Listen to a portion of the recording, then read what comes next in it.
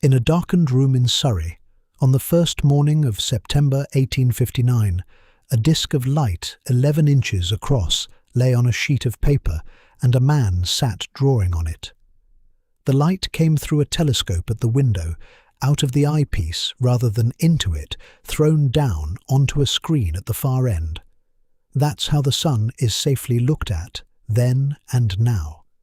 The image drifts as the Earth turns, so the work has to be quick, and the instrument nudged every few minutes to keep the disc on the page. Richard Carrington had been doing this most clear mornings for 6 years. He was 33. He'd built the observatory himself at Redhill with money out of his father's brewery, and the project he was working through would take him 11 years in the end. The position of every sunspot he could see, day after day, until whatever pattern lay in them came out. At 18 minutes past 11, 2 patches of light appeared inside one of the spots he was drawing. They were brighter than the surface they sat on, which is a hard thing for anything on the sun to manage. He assumed it was a fault. Somewhere in the screening apparatus, he thought, a hole had opened, and raw sunlight was falling straight onto his paper. He ran for a witness. He was back inside a minute, and by then the 2 patches had shifted, changed shape, and begun to fade. 5 minutes after they appeared, there was nothing on the paper at all. What he had watched has a name now. It was a solar flare, a sudden release of magnetic energy stored above a sunspot group, and it is the first one any human being is known to have seen. Flares are almost never visible in ordinary light, because the surface behind them is already so bright that a flare has to be extraordinary to stand out against it at all. 25 miles away on the other side of London, at Highgate, a man called Richard Hodgson had his own telescope pointed at the same group and saw the same thing at the same minute. The 2 of them had never met over it, and neither knew the other was watching. That is why the morning survives as evidence rather than as one man's odd hour. And at Kew, on the western edge of the city, an instrument was drawing a line. It was a magnetograph. A magnet hung so freely that it responded to changes in the Earth's magnetic field far too small for anything else to register, with a beam of light reflected off it onto slowly moving photographic paper. At the moment, Carrington was standing over his 2 patches of light. The line on that paper jumped. At Kew, the jump was a curiosity in a log. At Redhill, it was invisible. The 2 records sat in 2 buildings on opposite sides of London, one in pencil and one in emulsion, and some years would pass before anyone thought to lay them beside each other. The sun has been doing this for 4.5 billion years, in front of an audience that has only very recently learned to look. The first recorded instance is that Thursday morning, in a converted room in Surrey, through a lens 4.5 inches across. 17.5 hours later, the second thing arrived.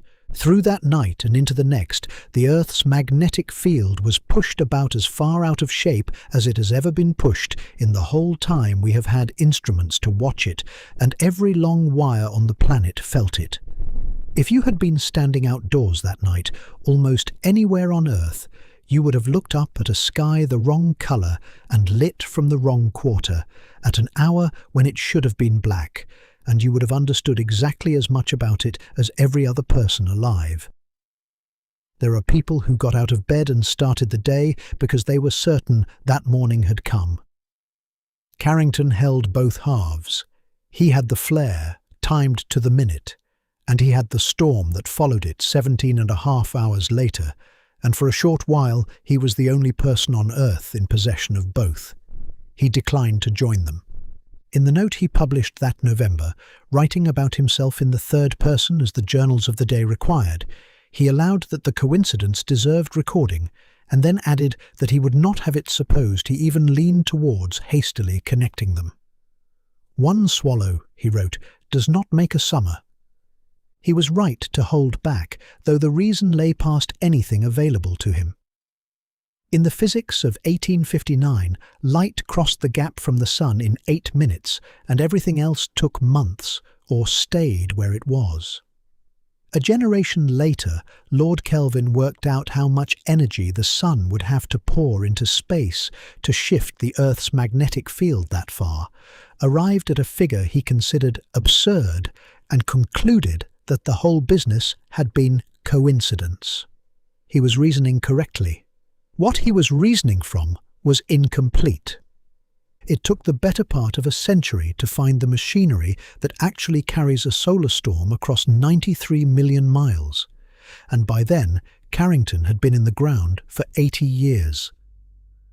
The sentence about the swallow has outlasted him by 150, and it remains, in the precise sense he meant it, the correct thing to say, because the storm itself has still not settled. On the night of the 2nd of September, in a building at Colaba, in the city then called Bombay, an observer stood at an instrument and read numbers off a scale by eye in the dark and wrote them down in a book. That column of handwriting is still the most important single record of what happened. Its meaning has been argued over for 167 years, and the people who have looked at it most closely in the past too have suggested that the question everyone has been asking of it may have been the wrong question all along. The shape of that morning is worth sitting with. A man saw something nobody had seen, understood in the same hour that he could not account for it, and wrote down the observation and the limit of the observation in a single paragraph. We tend to think of knowledge as accumulation, and we do know more than he did, but the part of him that has worn best is not anything he found. It is the sentence in which he declined to find it. We inherited the flare, the storm, the instruments, and eventually the mechanism, and we also inherited the hesitation, and of everything on that list, the hesitation may be the most useful thing to have been left. And before we go back to that room, before the 18th minute past 11 and everything that came down the wire afterwards, if you're finding that a slow walk through what the sun has already done to this planet is the kind of thing worth staying awake for, consider subscribing to keep going with us. And let me know in the comments where you're listening from tonight, your city, your time zone. It's always something to see how far a night like this one carries, and how many of us are still awake inside it.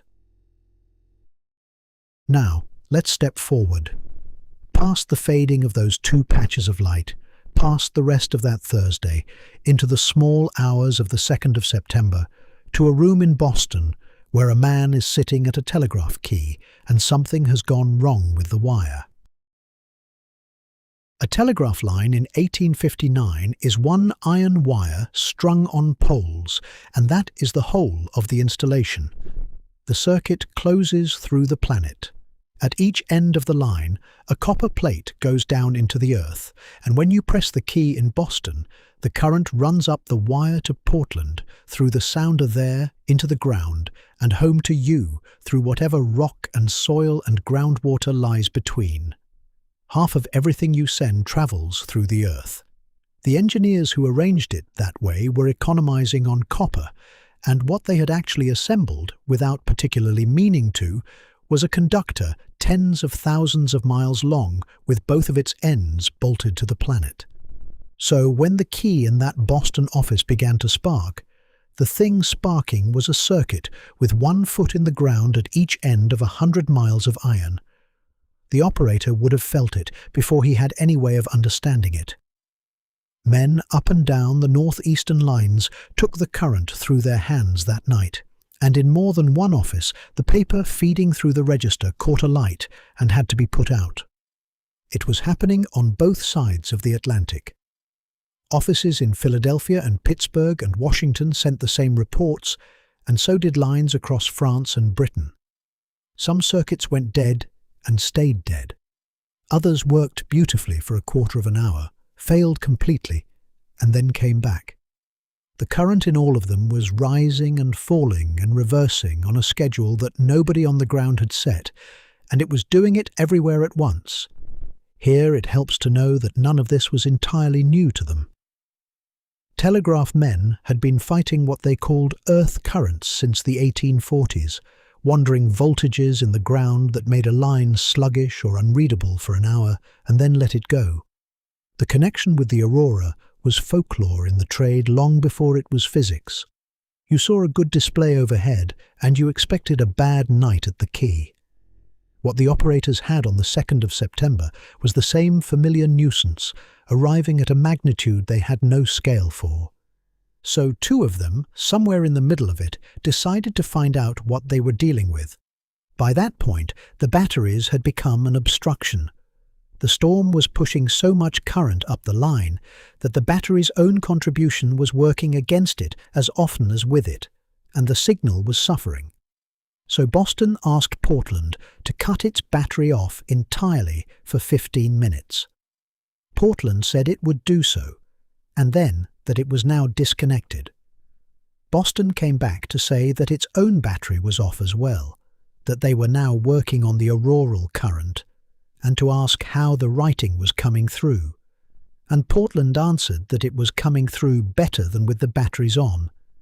They agreed to carry on that way, and they did. The figure usually given is about 2 hours of ordinary commercial traffic between Boston and Portland, sent and received on current the sky was supplying, with the power supply sitting disconnected on the bench. That figure comes from a newspaper rather than from an instrument, so it should be held loosely.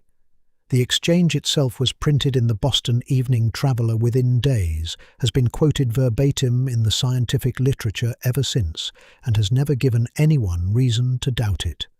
What's worth pausing over there is how ordinary the whole thing is.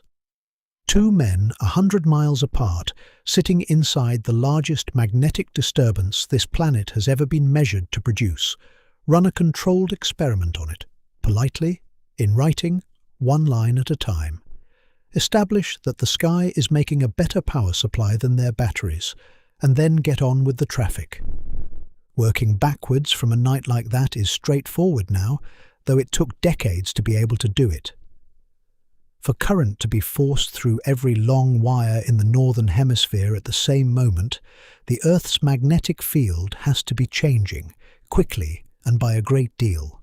For the field to change like that, something has to arrive and push on it, and the flare that Carrington drew had been finished and faded for the better part of a day by the time the wires started behaving.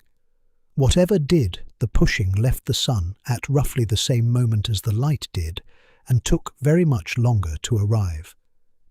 17.5 hours, sun to earth, 93 million miles, crossed at something close to 1,500 miles every second. The ordinary crossing takes between 1 and 3 days. A fast one manages it in under 24 hours, and fast ones are uncommon. In the whole of the record since, exactly one crossing has been quicker, an eruption in August 1972 that made the trip in 14 hours and 36 minutes. The best explanation anyone has for that speed is that the road had already been cleared. On the 28th and 29th of August, 4 days earlier, there had been a magnetic storm of its own, a substantial one, with aurora reported a long way south of its usual ground. Something had come out of the sun then as well, and gone through ahead. The space between here and the sun is filled with a thin, ceaseless outflow of gas, and that outflow is what drags on an eruption and slows it down over 93 million miles. Sweep it aside, and whatever comes through afterwards meets very little to push against. This is inference rather than measurement. Nobody was out there with an instrument in 1859, and the case rests on the timing of the two storms together with everything we've learned since about how that medium behaves. It holds up well. It remains an argument. So the event has two halves, and they are usually spoken of as one. One storm cleared the road, and the other used it, which is a different relationship from cause and effect, and worth keeping separate in the mind, because the difference between a thing that produces and a thing that merely permits runs through the whole of this subject. There's a last feature of that night that is easy to walk straight past. The instrument that detected the largest solar storm on record had been built for something else entirely. It was built to carry share prices and shipping news and the movements of armies.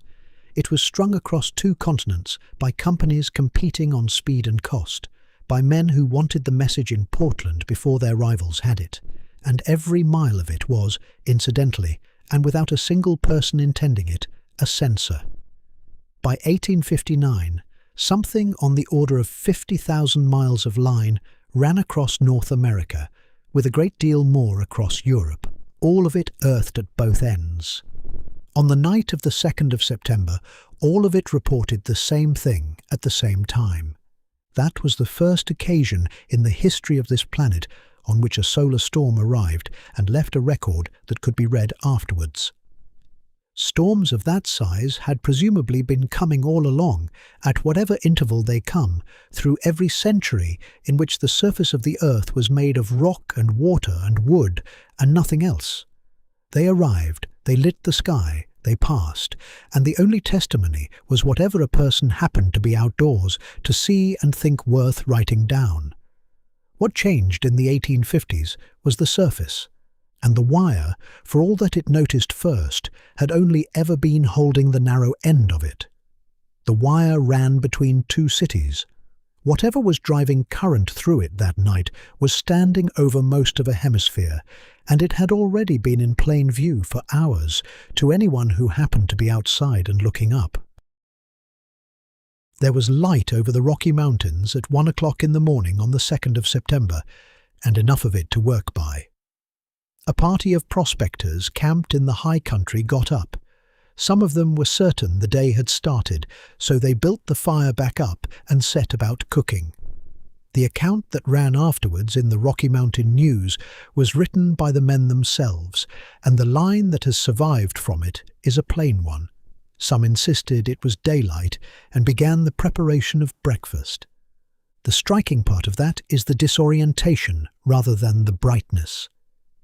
Those men lived outdoors. They read the hour off the sky the way most of us read it off a screen, and on that night the sky told them something their own bodies knew to be wrong, and the sky won. The turning of the earth is the oldest signal anything alive on it responds to.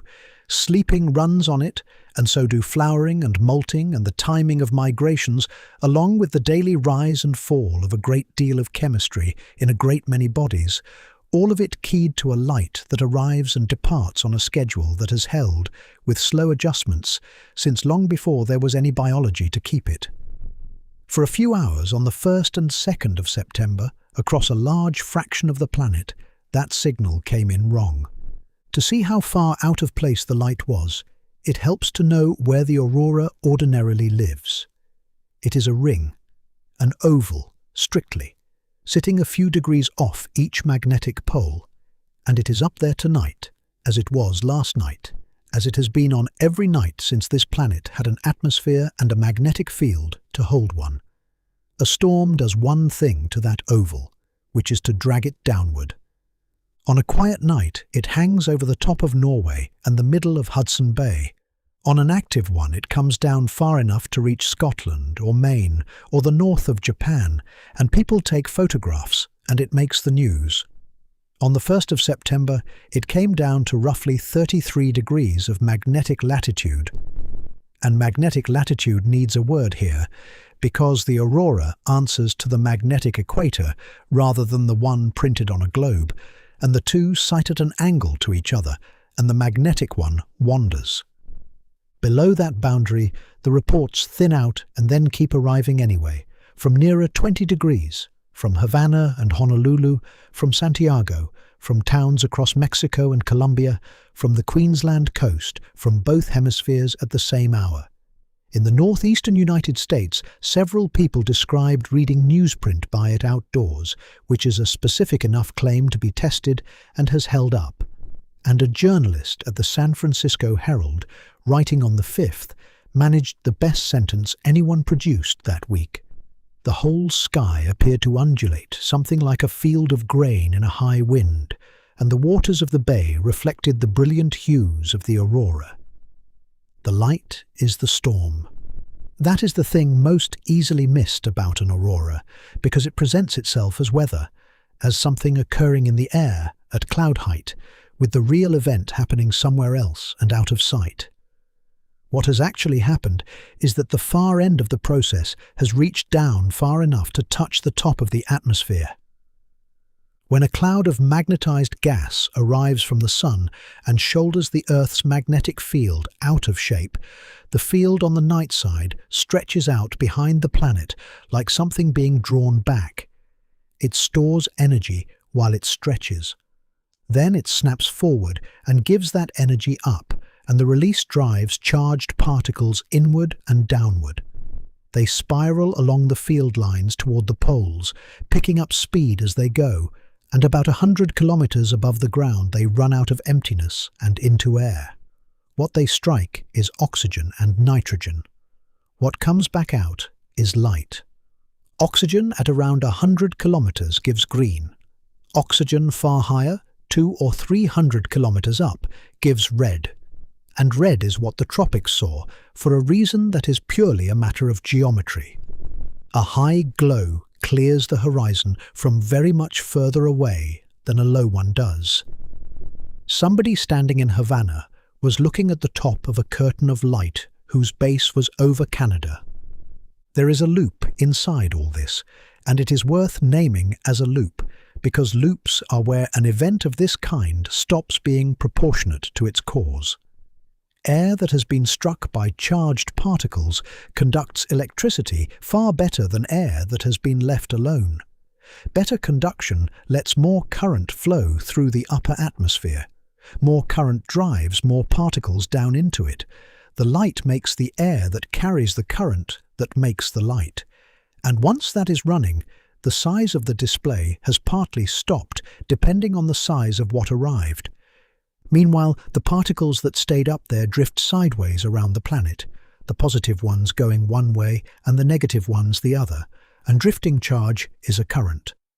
The current they build circles the Earth several planetary radii out, and it carries a magnetic field of its own, aimed squarely against the field of the world inside it. That is what the instruments were feeling. The needle at Q and every other needle on Earth was registering the weight of a current in space, and the red sky over Havana was the same event, seen at the one altitude where it happens to be luminous. Nearly all of this is testimony, and that deserves saying plainly, because it sounds like an admission of weakness and is closer to the opposite. In 1859, there were a few dozen magnetic observatories on this planet, most of them in Europe or its colonies, and each of them was recording a number rather than a place. There were, at the same time, something over 1 billion people with functioning eyes and a newspaper trade on every continent. So the map of how far the light reached has been assembled out of newspapers, ship's logs, private diaries, mission records and government correspondence across 12 languages by researchers who have given years to it. A good deal of that work consists of discarding things. One report of a red glow to the north is close to useless standing alone. The same glow, described from 3 widely separated places within the same hour by people who had no way of comparing notes, becomes a constraint on where the boundary actually sat. Where an account stands by itself, it stays an account, and the honest teams say so. Stand outside at the latitude of Havana on an ordinary night and look north. You get stars and haze and a horizon that stays exactly where you left it. Now, set the whole northern half of that sky in motion, deep red mostly, folding and unfolding, and make it bright enough to lay a shadow on the ground beside you and hold it there for hours. Then hand yourself the entire explanatory apparatus available in 1859, which amounted, for a great many people that night, to a growing suspicion that something enormous was burning just beyond the horizon. The catastrophes this planet is best remembered for are the ones that took light away. The ash years, the dimmed decades, the summers that came in cold and stayed that way. What arrived on the 1st of September took the dark instead. It held the dark off for one night, over most of a hemisphere, handed it back in the morning, and the ordinary business of the sky resumed. By the evening of the 3rd, the sky over the Rockies was doing what it has done through the whole of the preceding age, which is very little that anyone writes down. The prospectors went back to the creek. Whatever had come through had gone past, and the planet closed over behind it the way it has closed over behind every one of them.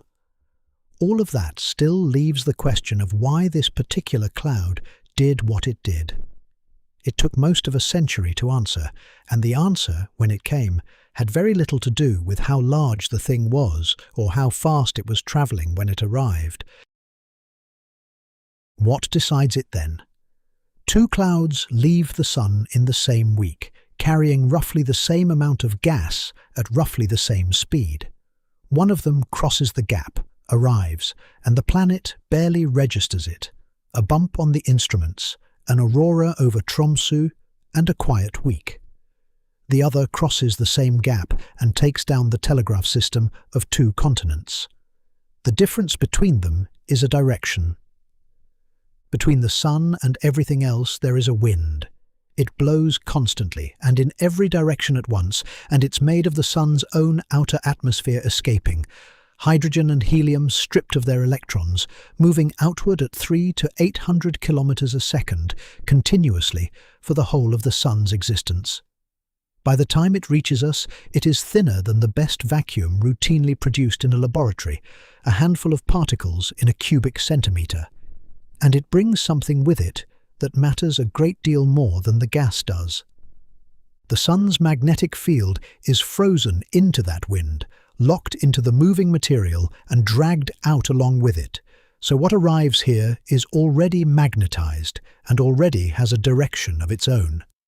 This planet has a magnetic field too, made by convection in a core of molten iron, and it has been running more or less continuously for at least 3.5 billion years, and quite possibly a good deal longer.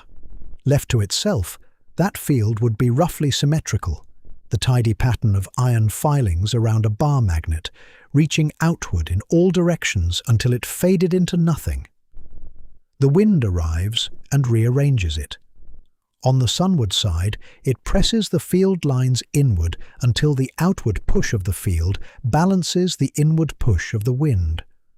On the far side, it draws the field out into a tail that reaches past the orbit of the moon. The result is a windsock, hundreds of thousands of kilometers across, and it has an outer skin, and the skin is where everything happens. The skin is called the magnetopause, the surface where the pressure of the wind and the pressure of the field come into balance, and where the sun's magnetic field ends and this planet's begins. On the daylit side it sits somewhere above 50,000 kilometers up, though that number moves constantly because the wind is gusty and the boundary answers every gust. All of this is going on while you are lying there. That surface is being pushed inward and springing back, minute by minute, and field lines over the poles are opening and closing, and the whole of it proceeds in silence, far above the top of any weather you have ever stood out in. You are inside it. Everything that has ever lived has been inside it, and it took until the middle of the 20th century for anyone to establish that it was there. Now the geometry, which is the part that pays.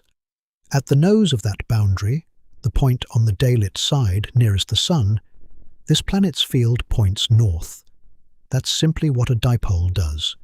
The lines come up out of the southern hemisphere, arch over the top, and go down into the northern one. So at the equatorial nose, they run northward, more or less parallel to the axis the Earth turns on. The cloud arriving from the sun carries its own field, and that field can be pointing any way at all. If it happens to be pointing north as well, the two fields meet aligned, both running the same way. Aligned fields resist each other. The boundary holds, the wind slides around the outside of it, the way a river goes round a bridge pier, and the cloud can be as fast and as heavy as it likes.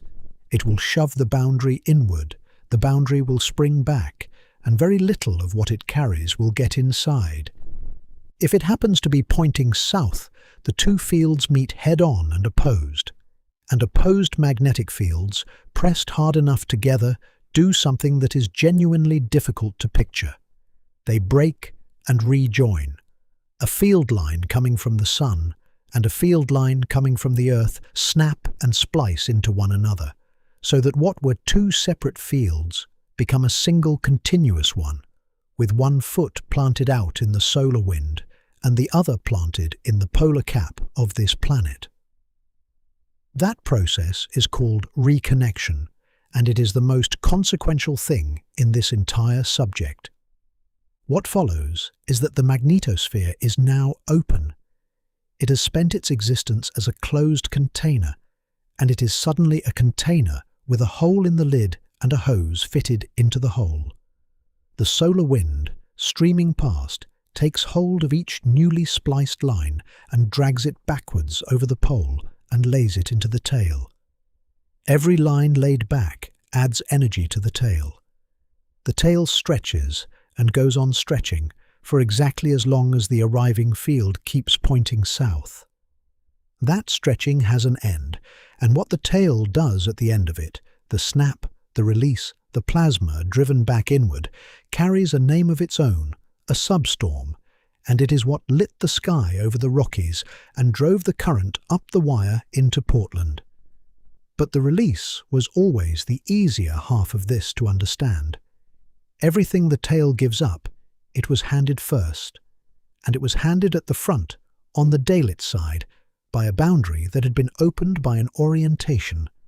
How quickly the energy goes in depends on two quantities multiplied together, how fast the wind is travelling and how hard its field is pointing south. Multiply the speed by that southward component, and what comes out has the units of an electric field, and it is the figure that people in this field watch. On an ordinary day, it sits at a couple of millivolts per metre. In a serious storm, it reaches into the tens. One widely quoted reconstruction of the 1st of September put it somewhere near 200, a figure that has been taken apart fairly thoroughly since, and that is still doing a great deal of work in the popular accounts. There is a fair question in that about the word we've been using. A storm, in ordinary speech, is a matter of force. Something arrives hard enough to knock things over, and the scale of the damage follows from the scale of the blow. That is roughly how weather behaves, and it is a poor guide here. The blow on the 1st of September was enormous, and what made it matter was that the thing delivering it had happened to come round the right way. The orientation, moreover, was fixed a very long way from here. It was set at the sun, in the minutes when the whole structure tore loose from the surface, out of a magnetic arrangement that had been building and twisting itself for days or weeks beforehand. Once the cloud was away, the direction it carried was settled. 17.5 hours of travel left it exactly as it was. Sparks jumping to an operator's hand in Pittsburgh, red light folding over Santiago, a needle going off its scale at the edge of the Arabian Sea. All of it had been decided before the thing was an hour old and was simply in transit. And it stays unreadable in transit. The field inside one of these clouds can be measured directly and only directly by putting an instrument in its path and waiting for it to pass through, which means that even now, with everything we have learned and everything we have parked out there to watch, the answer to the question that decides all the others arrives somewhere between 15 minutes and an hour ahead of the cloud itself. There is one more consequence in that, and it sits strangely. The sun has been throwing these out for as long as it has had a magnetic field to throw them with. Most of them miss the planet altogether. Of the ones that arrive, the great majority carry a field pointing some way other than south, and they lean on the boundary and slide past and leave everything precisely as they found it, and they pass into history unrecorded, by any instrument we have built, and by every archive this planet keeps on its own account. Our entire knowledge of solar storms is a record of the fraction that happened to be facing the right way to be noticed at all. At some point in the small hours of the 2nd of September, the field inside that cloud came round to the south and stayed there. and in a low building at the southern tip of Bombay, on a point of land with the Arabian Sea on 3 sides of it, a needle began to move. The reading is taken by eye. The instrument is a bar magnet hung horizontally on a fibre of silk that has been carefully untwisted, so the magnet swings free and settles wherever the Earth's field tells it to settle. Fixed to the magnet is a small mirror. A telescope is trained on that mirror from across the room, and reflected in it, magnified, is a finely divided scale. The observer looks into the eyepiece, reads off where the line falls against the divisions, and writes the number down in a book. Then he waits and does it again. That is how the 1st of September was measured. There was no pen tracing a curve, no photographic paper turning under a lamp. The photographic magnetograph reached Colaba in 1872, 13 years too late. Everything anyone knows about the size of that storm in numbers comes from a person standing in a room in the dark, looking into a telescope at intervals through the night and writing down what he saw. He did it a great many times that night. The magnet was swinging further than anything in 18 years of records at that station, and it kept going. And the figures marching down the page were marching in one direction and at a speed that had no equivalent in the book. The building sat at Colaba, on the southern spit of Bombay, with water on 3 sides of it, a site chosen for magnetic work precisely because there was so little around it to interfere. Observations had been running there since 1841, and they have run more or less continuously ever since, through the rebellion of 1857, through 2 world wars, through independence, through the growth of a city of millions around the perimeter. That unbroken line is one of the longest magnetic records on the planet, and both halves of what that means need holding at once.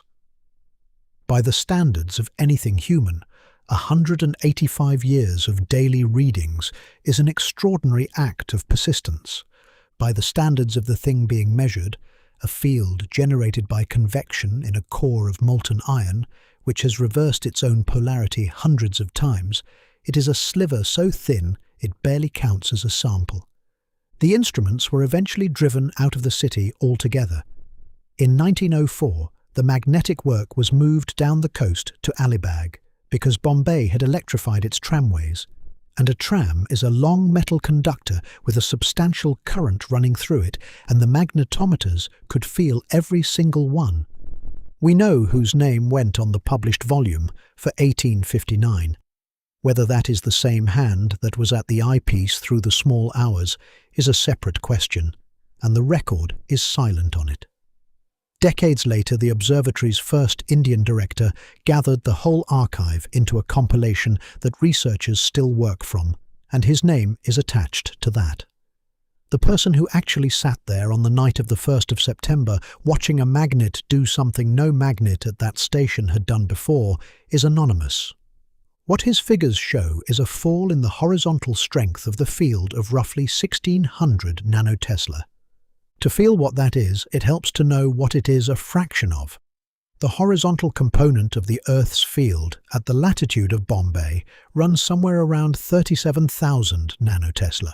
So the deepest point of the largest magnetic storm in the instrumental record represents a change of about 4% in the strength of the planet's field at the surface. 4% for a few hours, and the consequence of it was telegraph offices burning in Pennsylvania and red light standing over Chile. If you had been outdoors in the observatory grounds that night, the 4% would have been entirely undetectable to you.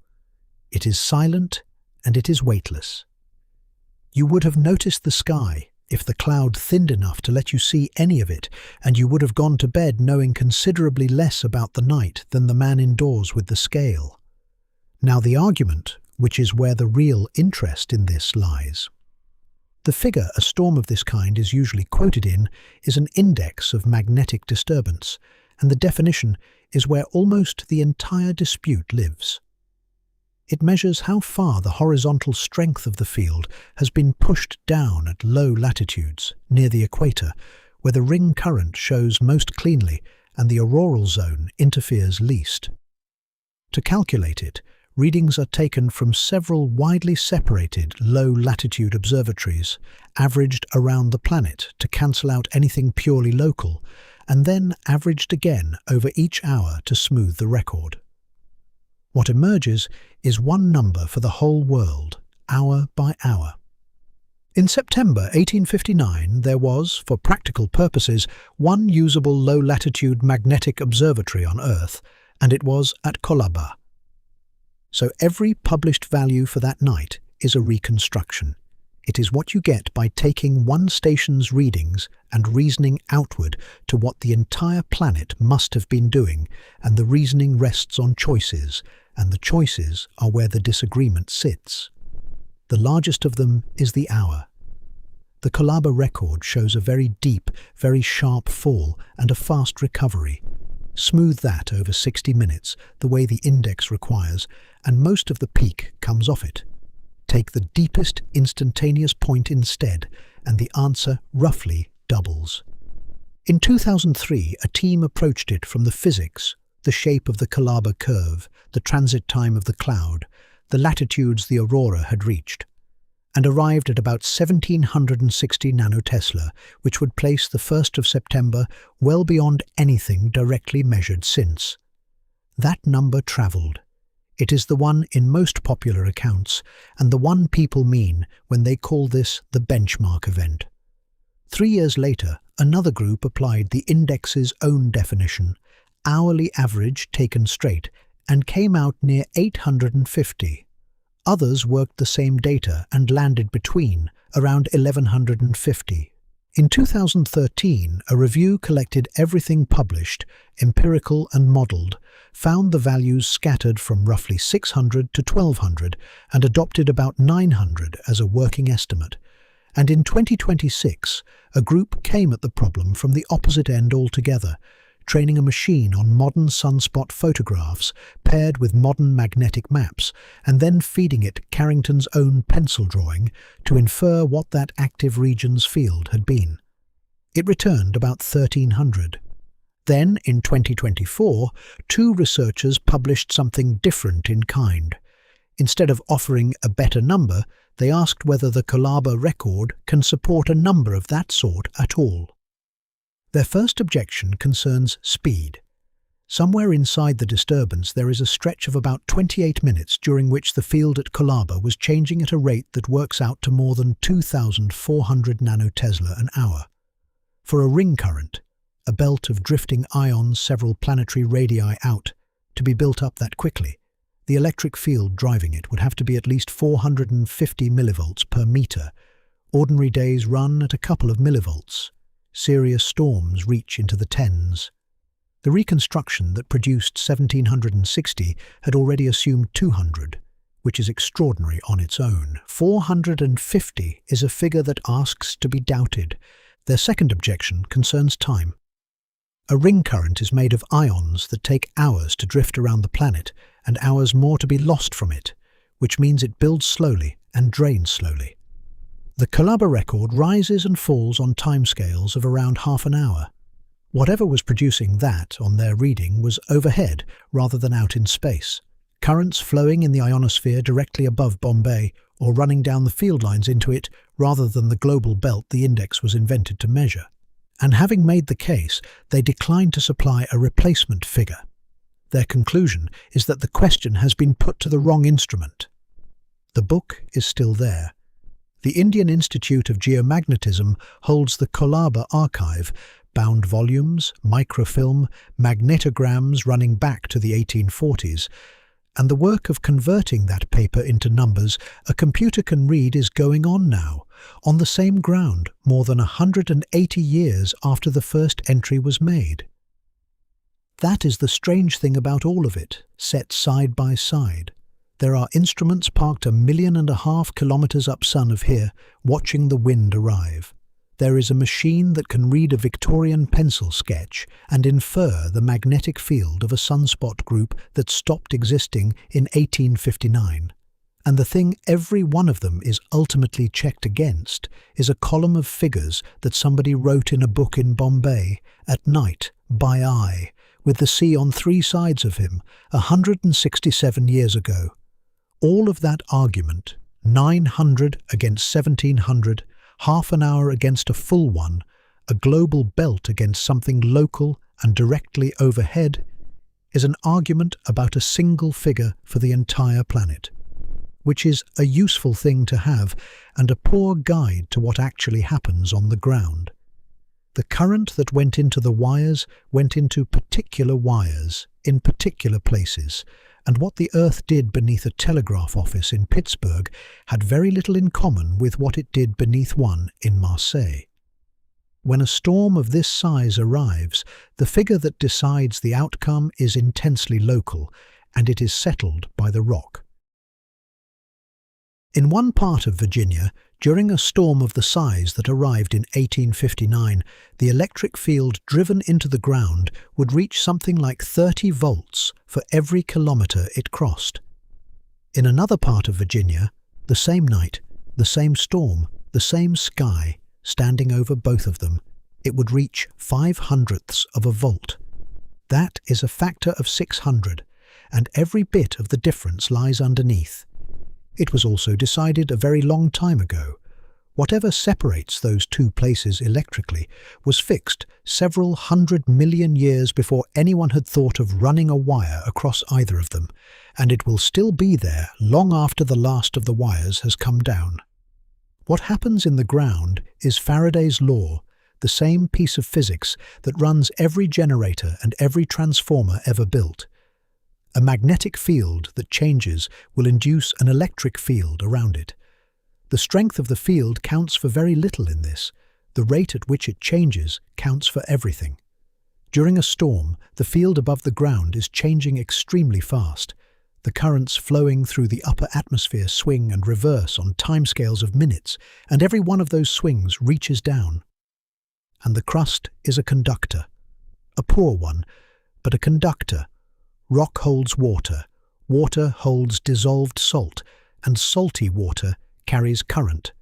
So the changing field overhead drives currents in the rock beneath it, and those currents, forcing their way through the resistance of that rock, leave a voltage gradient at the surface, a slope in the electrical potential measured in volts for each kilometre of ground it runs across. Then comes the part that decides everything, and it is easiest as a comparison. Take two substations 150 kilometres apart and run the same storm across both. Under the first, put a kilometre or two of wet sand and clay and salt-soaked sediment. The induced current spreads through that happily, the way water spreads through gravel, and the voltage needed to drive it stays modest, and so does the field at the surface. Under the second, put crystalline rock, granite gneiss, the metamorphosed roots of an old mountain range, which will barely conduct at all. To push the same current through that, you need a far larger field, which is exactly what you get, and you get it at the surface, where everything is bolted down. Virginia happens to be the cleanest illustration on the continent, because the state is cut in half by a geological seam. East of that seam lies the Atlantic coastal plain, a wedge of soft young sediment, thousands of meters thick in places, wet all the way through, laid down as the Atlantic opened and the rivers carried the mountains into it.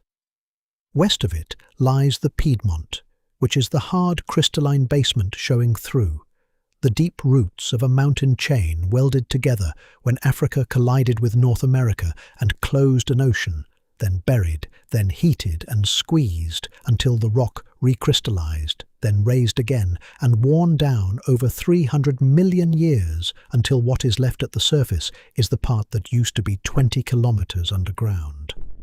The boundary between the two is called the fall line, because it is where the rivers running off the hard rock drop onto the soft rock and become unnavigable. That is why the colonial cities went where they went.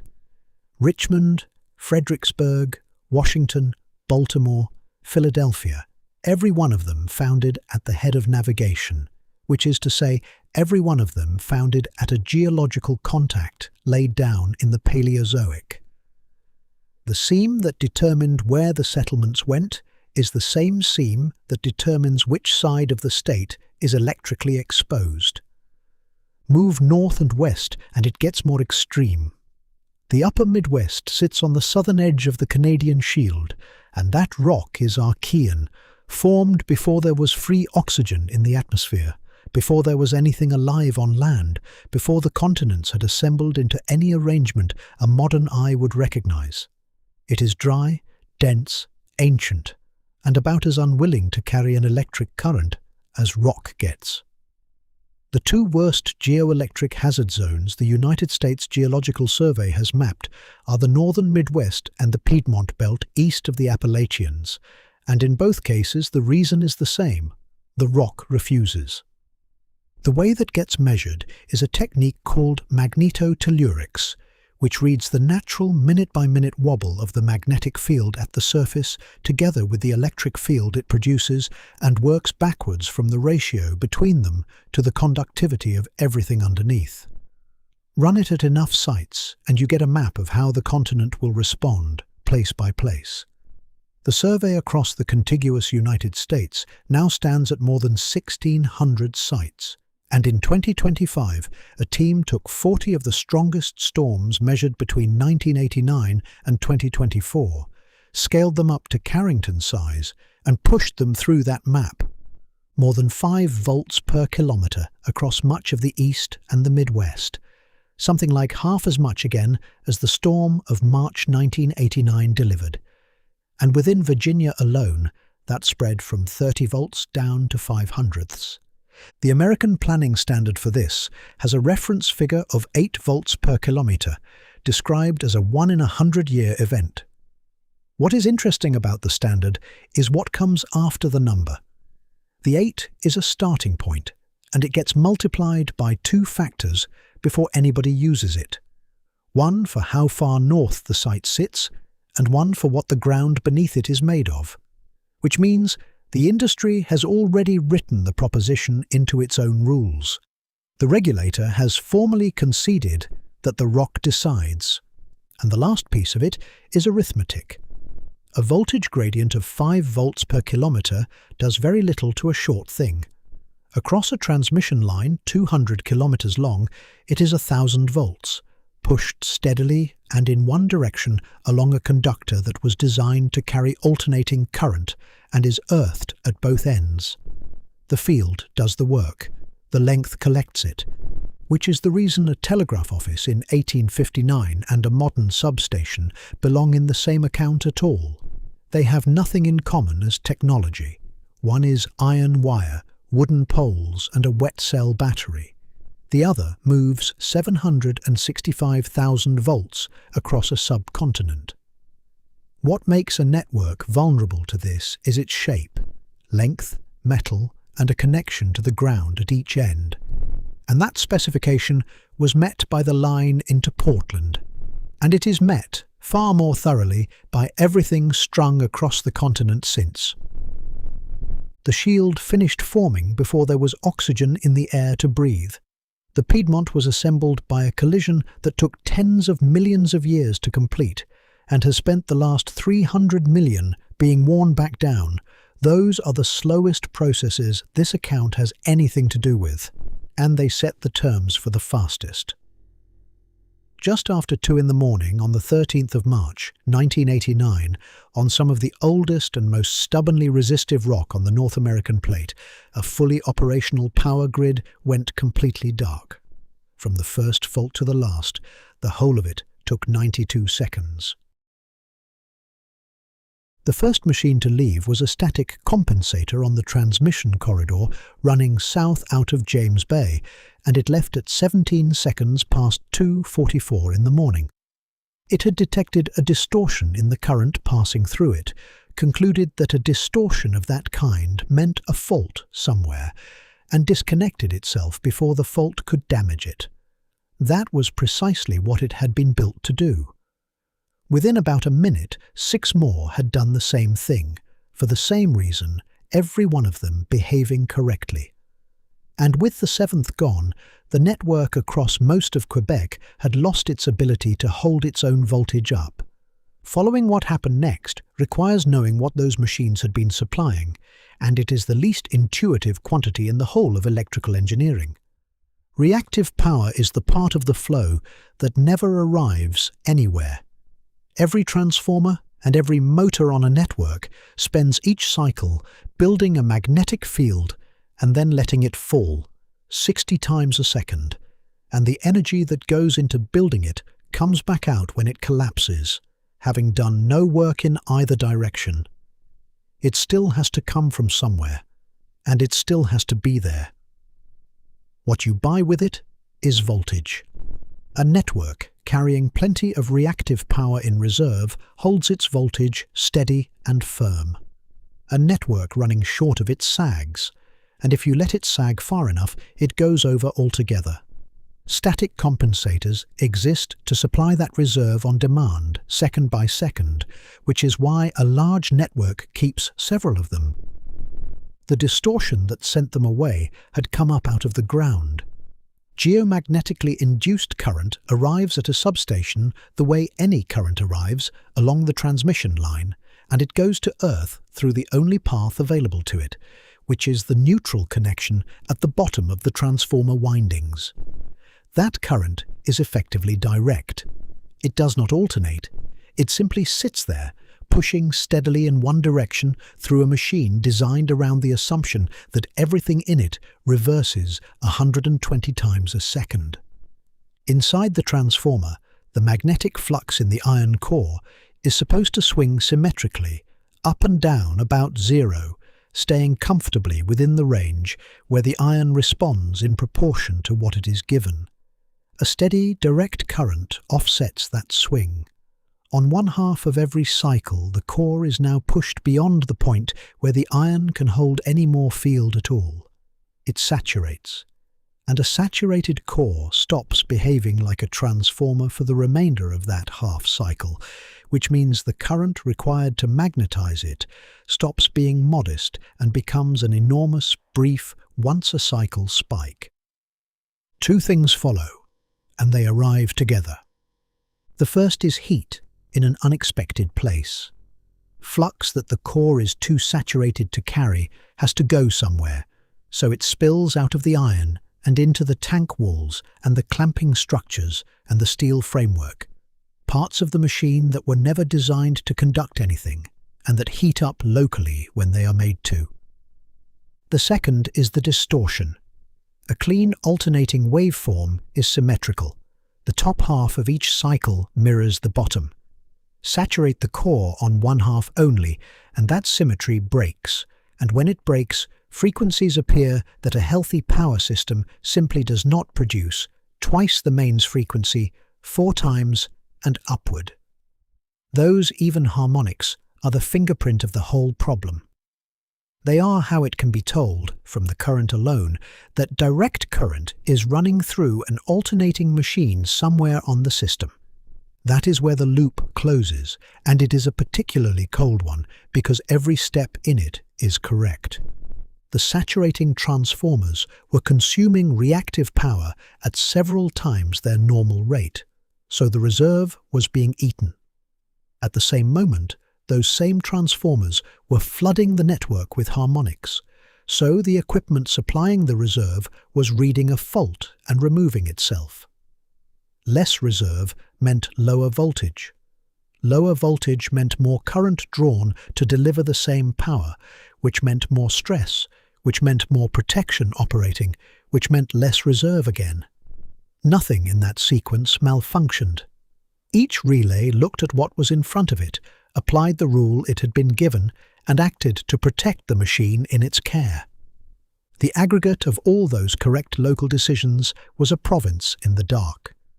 92 seconds from the first trip to the last, something over 21 gigawatts of supply gone, roughly 6 million people in Quebec in March at 2:45 in the morning. It took more than 9 hours to bring it back, and the storm that did it was not especially large. The field at low latitudes had been pushed down by about 590 nanotesla, a serious disturbance by any standard of the satellite era and less than half of even the most conservative estimate for the 1st of September 1859.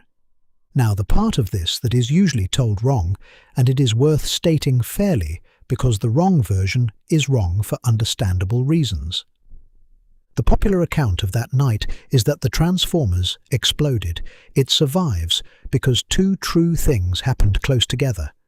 Transformers really are damaged by this, and a grid really did collapse. Put them side by side, and the story writes itself, and it is a better story, and it is visual in a way that a reactive power shortfall can never be. The difficulty is the clock. Heat is slow. Stray flux warming a steel clamping structure takes minutes to tens of minutes to build a hotspot, and longer than that to do harm. The Quebec grid was gone in 92 seconds. Whatever took it down was faster than heat could possibly work, and what moves that fast in a power system is protection. The thermal damage was real. It simply happened somewhere else. That same night, a large generator step-up transformer at the Salem Nuclear Station in New Jersey, well over 1,000 kilometers to the south, on a grid that stayed up throughout, was cooked badly enough that it had to be replaced. The pattern repeated more clearly 14 years later. During the storms at the end of October 2003, a section of the Swedish high-voltage system in the south failed and took the lights out in Malmö for about an hour, affecting somewhere near 50,000 people. In South Africa, at a geomagnetic latitude low enough that the country had been considered more or less exempt, something in the order of 12 to 15 large transformers were damaged badly enough to be taken out of service. One of them ran for 3 more weeks before it failed. That is the honest shape of the risk. A grid falls over in a minute and a half and comes back the same day. A transformer takes its injury quietly, keeps working, and dies of it a fortnight later in a country that thought it was too far south to be involved. There is one more number from Quebec that is easy to skip past. The equipment repair bill came to something like $6.5 million Canadian dollars. The cost of the 9 hours, the production stopped, the services suspended, the day that did not happen, ran past $1 billion. The machines that broke were the cheapest part of the event by 3 orders of magnitude, and underneath every bit of this sits a mismatch of ages. The hazard is as old as the sun's magnetic field, which is to say, as old as the sun. The vulnerability is about a century old. What we built between roughly 1930 and now is a single machine spanning a continent, synchronized to a fraction of a cycle in which a disturbance in northern Quebec is felt in New England before anyone in either place has finished a sentence. That tight coupling is the reason the system is efficient, and it is the same reason it fails all at once. The storm itself, meanwhile, was already finished.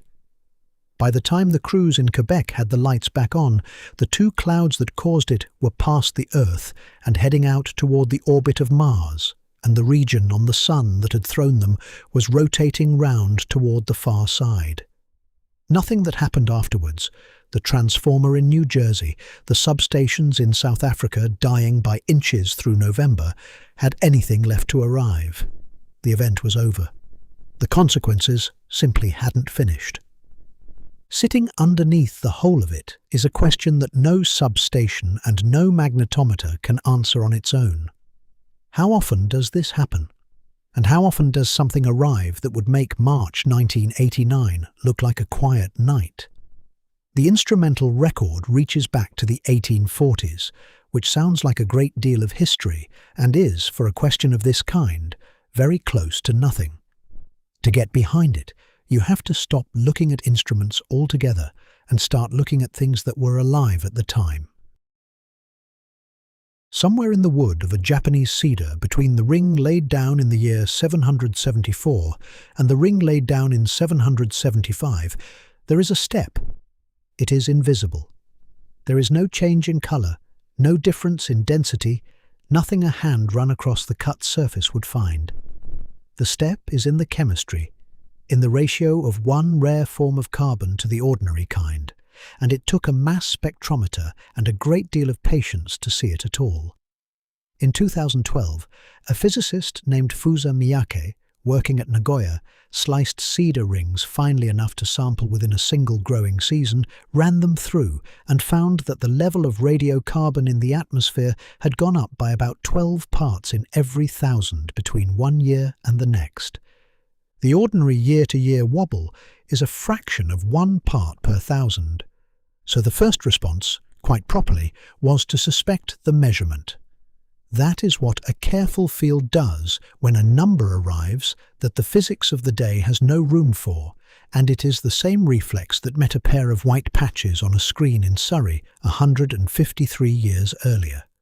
Look for the fault in the instrument before you look for it in the world.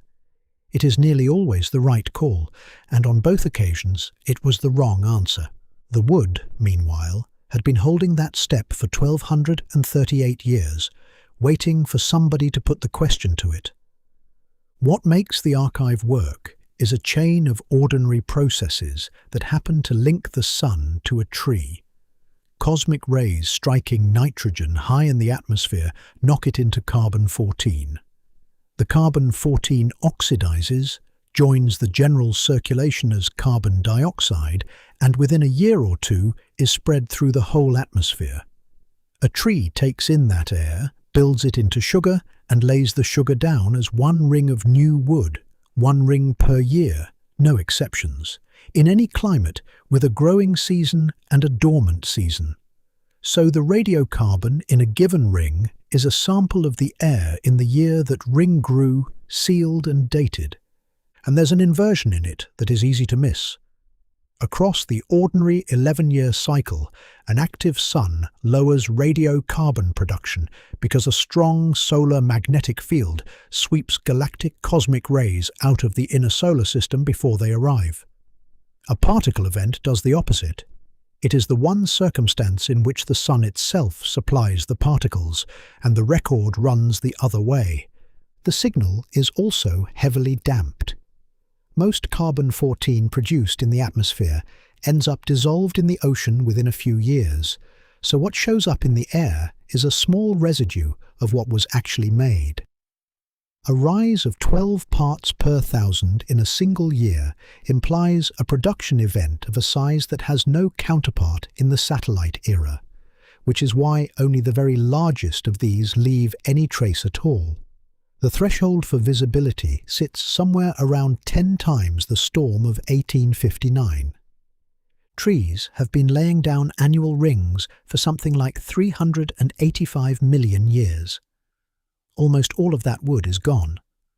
What survives is a scatter, timber from bogs and riverbeds and old roof beams and glacial deposits, and it has been painstakingly overlapped, ring pattern to ring pattern, into a single continuous chain running back about 14,000 years, dated to the exact calendar year for the whole of its length. The confirmation of the 774 event came from that chain. German oak held the same step, so did Siberian larch and trees in North America, and eventually wood from 5 continents, every one of them recording the same jump in the same year.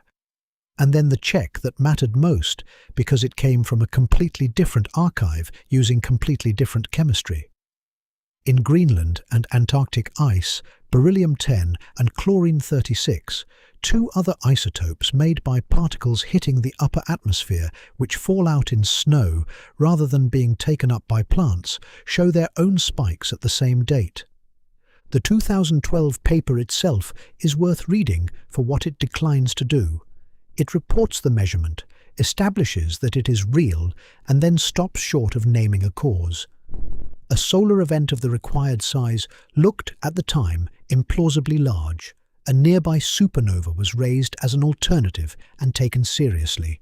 The solar interpretation only firmed up afterwards, and one of the things that firmed it was the ratio between those ice core isotopes, which differs depending on how energetic the incoming particles were. Solar particles and galactic ones leave different signatures. The signature was solar. A second event turned up soon after, in the wood of 993 running into 994, a rise of about 9 parts per 1,000 in 1 year, 5 standard deviations clear of the noise in the record. And then, as people went looking in earnest, the list went deeper. 1 around 660 before the Common Era, 2 far older at 5,259 and 7,176, and those are exact years, which means a solar storm from more than 9,000 years ago carries a date accurate to 12 months, and in 2025, the largest yet. It was found in subfossil Scots pine recovered from the French Alps, and it dates to 12,350 before the Common Era, a little over 14,000 years ago. A group at the University of Oulu, working with a chemistry-climate model built specifically to handle the atmosphere of an ice age rather than the atmosphere of today, put it at roughly 18% stronger than the event of 775 and at something near 500 times the particle fluence of the strongest storm the satellite era has on record. In terms of dose, as the group described it, a passenger on a polar flight during that satellite-era storm might have picked up a year's worth of ordinary background radiation in about an hour. During the Ice Age event, the same dose would have arrived in 8 seconds. The world it arrived into had ice sheets still sitting on the northern continents. There was no agriculture and no writing anywhere. The pine that recorded it was growing on ground that had been under a glacier not long before, in a valley with, at most, a few dozen people within a week's walk of it. If you had been one of them, standing in that valley on the day it happened, the experience would have been mild. You would have seen an aurora, and given the state of the shield at the time, it may well have been an extraordinary one. You would have felt nothing at all. The particles that made the mark in the wood were stopped high in the atmosphere, which is what the upper atmosphere is for, and what reached the ground was a slight lift in a background you would have had no means of detecting and no reason to think about. The archive is still producing. This month, a group working out of Groningen and Macquarie published an analysis of 8 high-resolution radiocarbon records covering the first 1,000 years of the Common Era and identified 4 further candidates, smaller than the confirmed events but well above anything the modern record contains, in the years 14, 553, 675 and 954. That work is new enough that it has not yet been independently replicated, and it should be held as a promising result rather than a settled one. What is settled is the shape of the thing. Every one of those events had been sitting in the wood, correctly dated and perfectly legible since the year it happened. The timber was in museum collections and bog deposits and the roof beams of old buildings, and the ice was in the freezers where it had always been. Nobody had thought to ask it that particular question until 2012.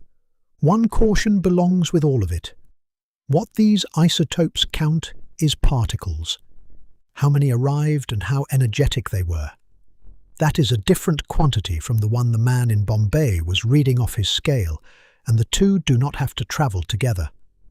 Because a mark in a tree ring is a record of 2 things at once, and only one of them is the sun. The particles have to get here. Whether they get here and how many depends on what stands in the way. And what stands in the way is manufactured 3,000 kilometers beneath the wood, in the dark, by iron in motion. A bar magnet keeps its field for as long as the material holds together. A dynamo has to go on making one every second, and it can stop. If the convection in the outer core failed tonight, the field would drain away rather than switch off over something on the order of 10 to 20,000 years, which is fast by the standards of the rock it sits inside, and slow by every other standard available. That is the whole difference between a planet with a magnetic history and a planet with a magnetic property. Ours has a history, and it is a turbulent one. The machine is a body of liquid iron roughly the size of Mars, held at a temperature comparable to the surface of the Sun and under pressures that would be difficult to describe usefully. Heat escaping from the inner core keeps it turning over, The planet's rotation organizes that turnover into columns aligned with the spin axis. Moving liquid metal cutting through an existing magnetic field generates a current, and the current sustains the field that the metal is cutting through, and the arrangement feeds itself. It is a machine with no moving parts that anyone will ever see, and its output is the field that keeps a compass honest. The output is also unsteady in ways that are easy to measure and difficult to predict. The field you are sitting inside is drifting underneath you. Through the 20th century, the North Magnetic Pole eased out of Arctic Canada at 10 or 15 kilometers a year. Since the 1990s, it has been running towards Siberia at better than 50, fast enough that the reference models aircraft and telephones navigate by have had to be revised ahead of their normal schedule. The strength you are sitting under is falling as well. It has come down by roughly 9% since Gauss made the first proper measurement of it in the 1830s, and the decline is continuing. Whether you should read anything into that is a separate question, and the honest answer is that 9% over 2 centuries sits comfortably inside what this field does as a matter of routine. Over longer spans, it does considerably more than drift. The polarity has reversed hundreds of times, north becoming south, the whole dipole turning over at intervals averaging a few 100,000 years, but distributed so irregularly that the average is close to useless as a forecast.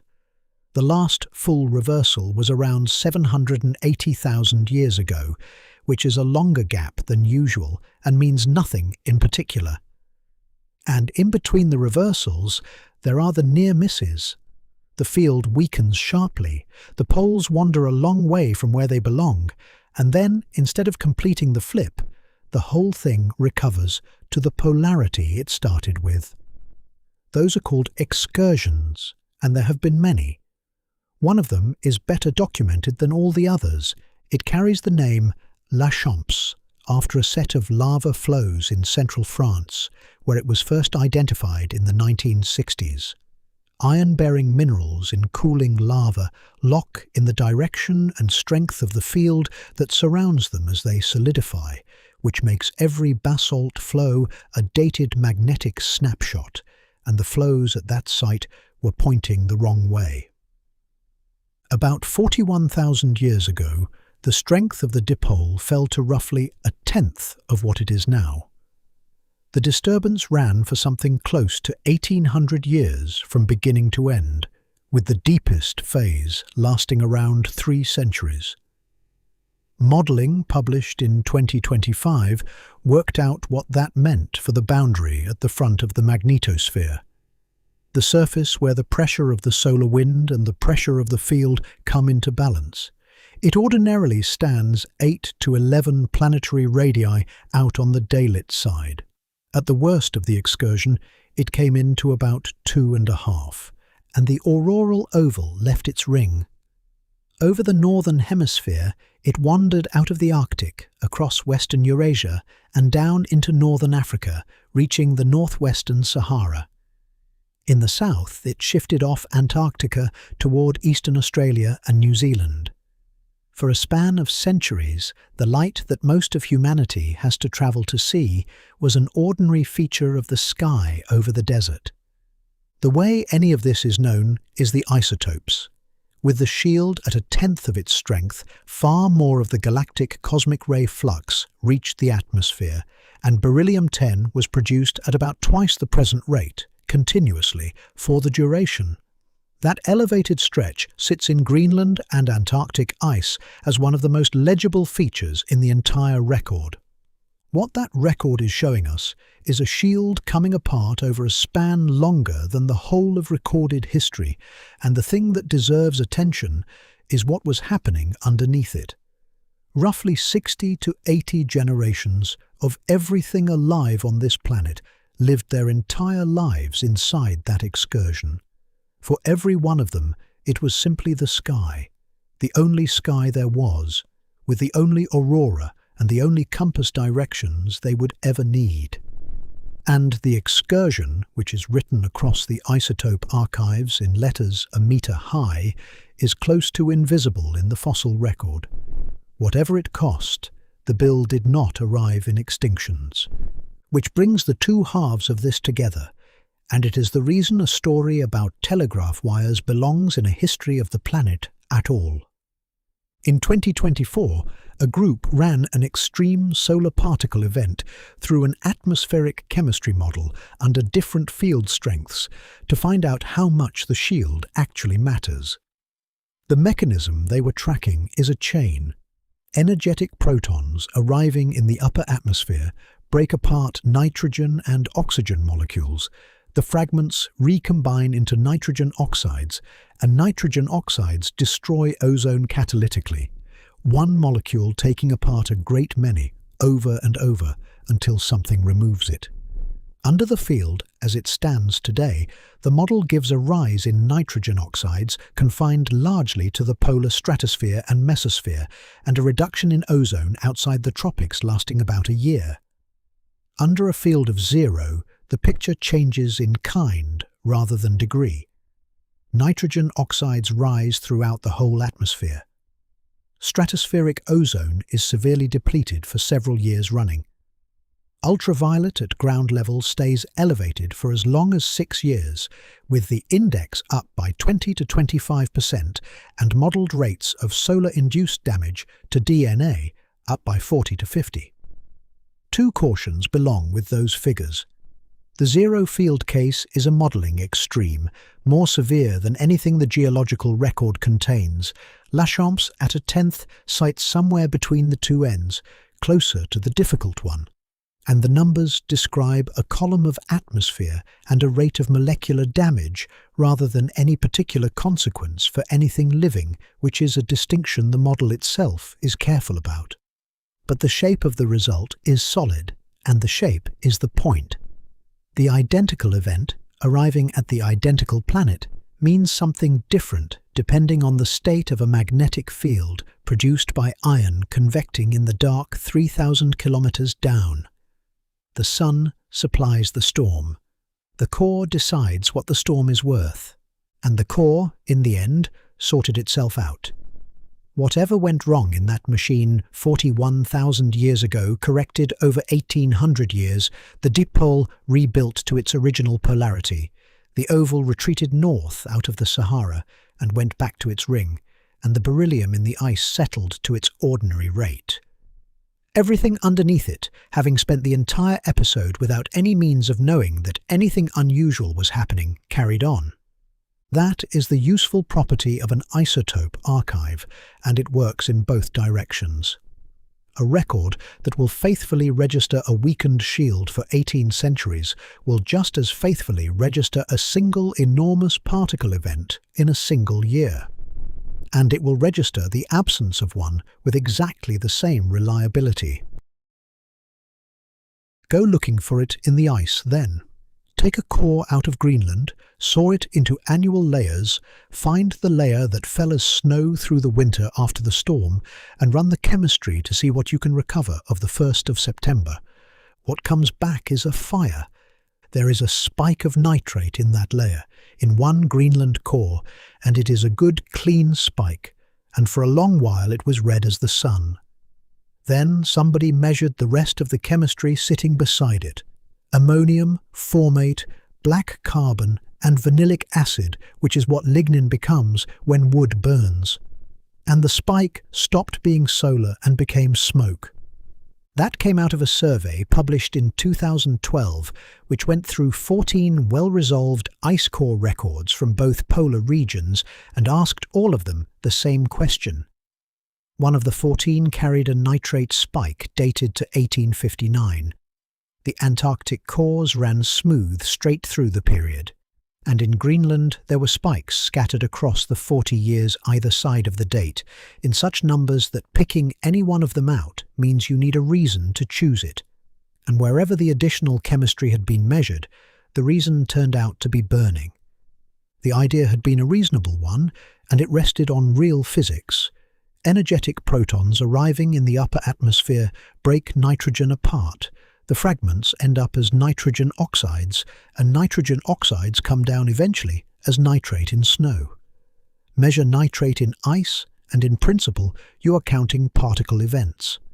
A 4-century record was assembled on exactly that basis in the 1980s, and the largest peak anywhere in it sat at 1859, which fitted so cleanly that it read as confirmation of the whole method. What sank it is that nitrate has too many parents. Lightning makes it, soils emit it, fires make a great deal of it, and once it has landed, nitrate refuses to stay where it fell. At sites where the snow builds up slowly, it can be driven back out of the surface layer and redeposited somewhere else entirely. A proxy has to be unique to its cause and stable after burial, and nitrate fails on both counts. So the question went to archives that behave better. In 2023, a group ran high-precision radiocarbon through an Alaskan tree across the years 1844 to 1876, sampling either side of the storm. What the wood contains for that stretch is an ordinary run of years. A single high-latitude sample from Finland shows a slight enhancement that may or may not mean anything and stands alone in the literature. And in April of this year, a team reported chlorine-36 from 3 polar ice records covering the same period. The chlorine runs at its background rate through 1859 and out the other side. On that basis, they set a ceiling. At the energies where a proton gets deep enough into the atmosphere to do any chemistry, the 1st of September delivered either a comparatively soft event with up to about 3 times the particle count of the strongest storms of the satellite era, or nothing Earth-directed at all. 3 archives, 3 separate isotopes, 3 independent laboratories, and the same answer. Whatever else the Carrington event was, it was an ordinary day for particles. That sounds like a contradiction until you look at how the two things are actually delivered, because they are aimed by different mechanisms and they are aimed separately. The magnetic storm requires the cloud itself to arrive, and to arrive with its field pointing the right way when it does. The particle event requires something else, protons accelerated to enormous energies at the shock front running ahead of the cloud, and then a road for them to travel down. Charged particles cannot cross magnetic field lines, they spiral along them. The sun's field is dragged out into space by the wind and wound into a spiral by the sun's own rotation, and at any given moment the Earth sits at the end of one particular strand of that spiral, connected back to one particular longitude on the sun. Particles launched from that longitude arrive here promptly and in force. Particles launched from somewhere else go wherever their own field line takes them, which is usually not here. So there are 2 aiming problems, and their solutions are close to incompatible. To hit the Earth with the cloud, the eruption wants to be near the middle of the disk as we see it. To hit the Earth with the particles, it wants to be well off to one side. As nearly as Carrington's own sketches can be read, the group he was drawing sat close to the centre, which is the geometry for a direct hit, and close to the worst available geometry for a particle event. That is an explanation rather than a demonstration, and it should be held as one, but it fits everything the ice and the wood are saying. It also puts a large and widely repeated comparison on a different footing. The events written into the tree rings are routinely described as being some number of times larger than Carrington, 10 times in the usual framing. That ratio was calculated against a figure for Carrington's particle count, and the figure it was calculated against came from the nitrate record. It was the smoke. The denominator has been withdrawn, and a comparison whose denominator has been withdrawn is a statement about very little. The deeper problem is that the 2 things were never the same measurement. Carrington is a magnetic event, quantified in nanotesla, established by a man reading a scale in Bombay. The events in the wood are particle events, quantified as a count of arrivals, established by mass spectrometry on cellulose. Nobody has ever put both numbers on the same event, because the archives that supply them cover different eras. What the wood tells us about the year 775 is that a very great many particles arrived. It says nothing whatever about what the magnetic field did that year, and there is no proxy anywhere that will. For the event in the 990s, the situation is slightly better and considerably more frustrating. There are contemporary auroral accounts from East Asia and Europe suggesting substantial magnetic storms in those years, and people have worked hard on them, but tying them to the particle spike with any confidence is a further step that has yet to be taken convincingly. And for the events at 5,259 and 7,176, and for the largest of them at the end of the Ice Age, there is no such record at all, and there never will be, because there was nobody standing there to keep one. So the two long archives this planet holds of its own space weather are counting different things. The wood and the ice count particles, and they run back 14,000 years. The magnetic record measures fields, and it runs back to the 1840s. Neither of them can read the other's quantity. There is a small, clean satisfaction in watching a category error get taken apart, and this one has been taken apart properly by 3 isotopes in 2 hemispheres over 14 years. What is left standing is narrower and much more useful than what was there before. The Sun can throw a magnetic monster with almost no particles in it.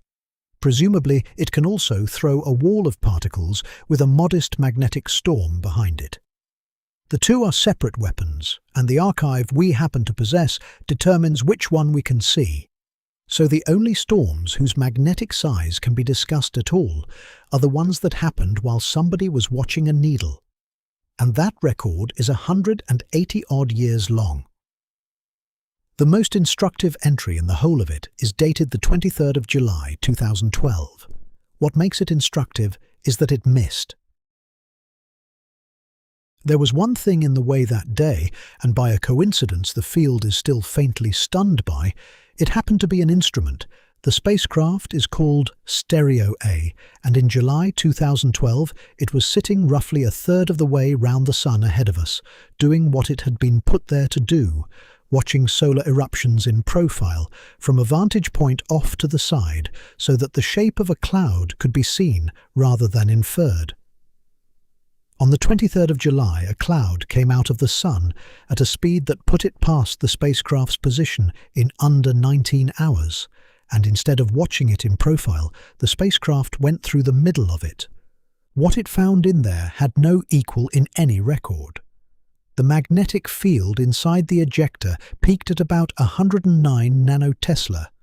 The ordinary interplanetary field at our distance from the Sun runs at around 5. Everything else about the event was in proportion. The transit worked out at a little over 2,200 kilometers a second averaged over the whole crossing, and the structure that passed the spacecraft was 2 eruptions in quick succession rather than one, arriving so close together that the second was still ploughing into the back of the first. And 4 days earlier, on the 19th, another cloud had gone out along the same track and swept the road clear ahead of them. That detail deserves a moment, because it has happened before in this account.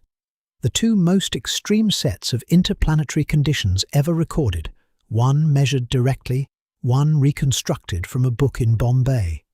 Both had a predecessor that went through first and took the resistance out of the way. Whatever else it is, the arrangement seems to be a recipe. Something ordinary clears, something enormous follows, and the second one arrives having barely been slowed at all. The reason the Earth was somewhere else is that the Sun had turned. As seen from here, the Sun rotates about once every 27 days, which means any particular patch of its surface sweeps past the Earth-facing position and keeps going round. A week is a bit more than a quarter of that turn. The region that fired on the 23rd of July had been pointed more or less at this planet 7 days earlier, and by the time it went off, it had rotated onto a position that put a spacecraft in the firing line instead. The Sun has been doing this since it lit. It was worse when it was young.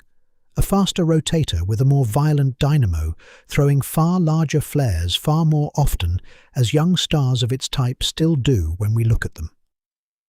The last 4.5 billion years have been a long calming down, and what concerns anybody now is the residue of a temper the Sun mostly grew out of.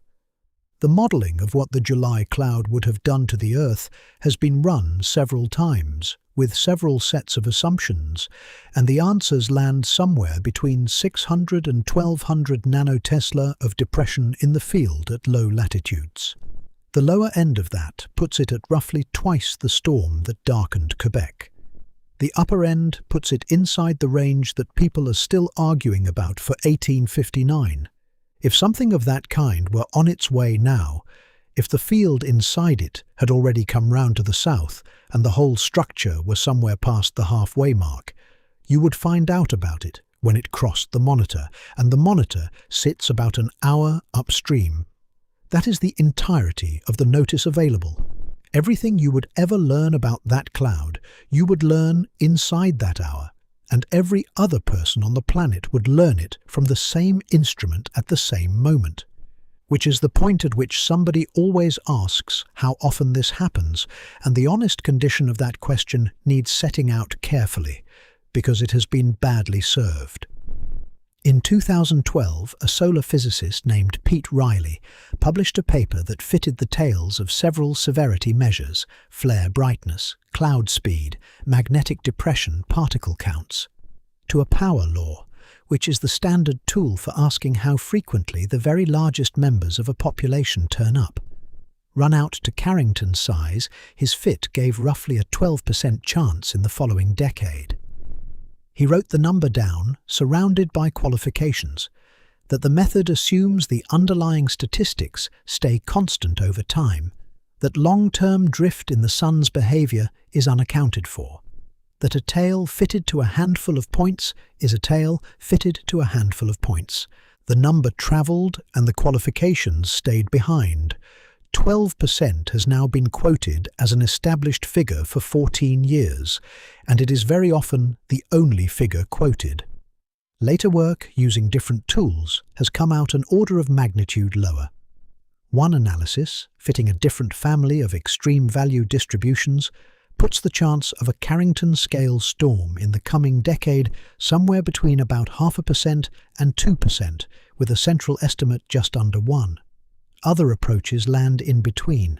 The published spread across the literature runs from something under 1% to 12%, and it has been sitting there unresolved for over a decade.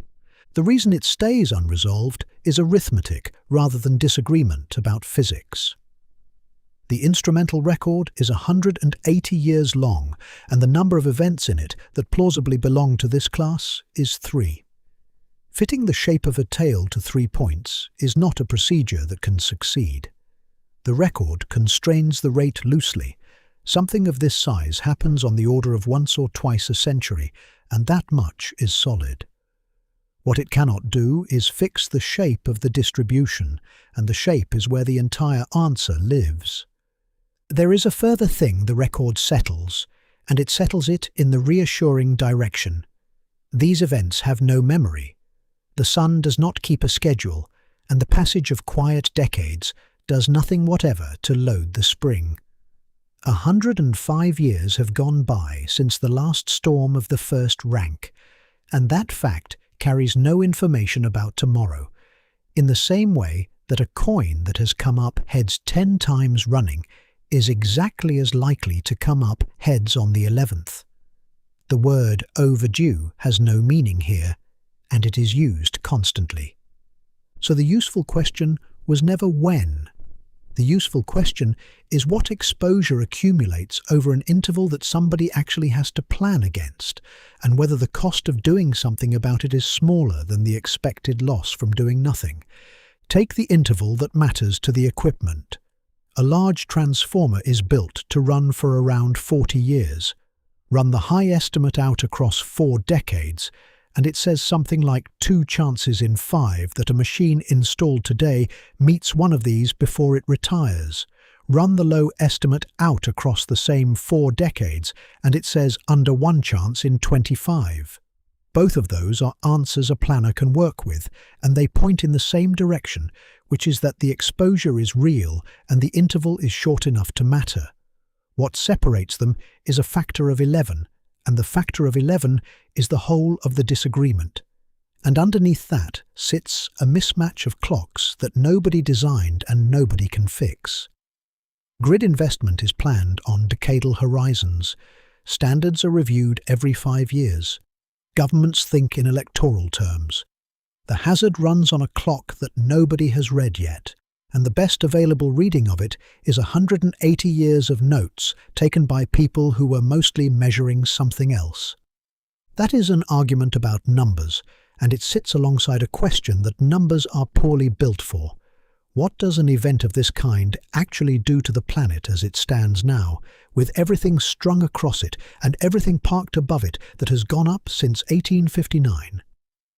An answer arrived, unrequested, on a Friday evening in May 2024, and a very large number of people went outside and watched it happen.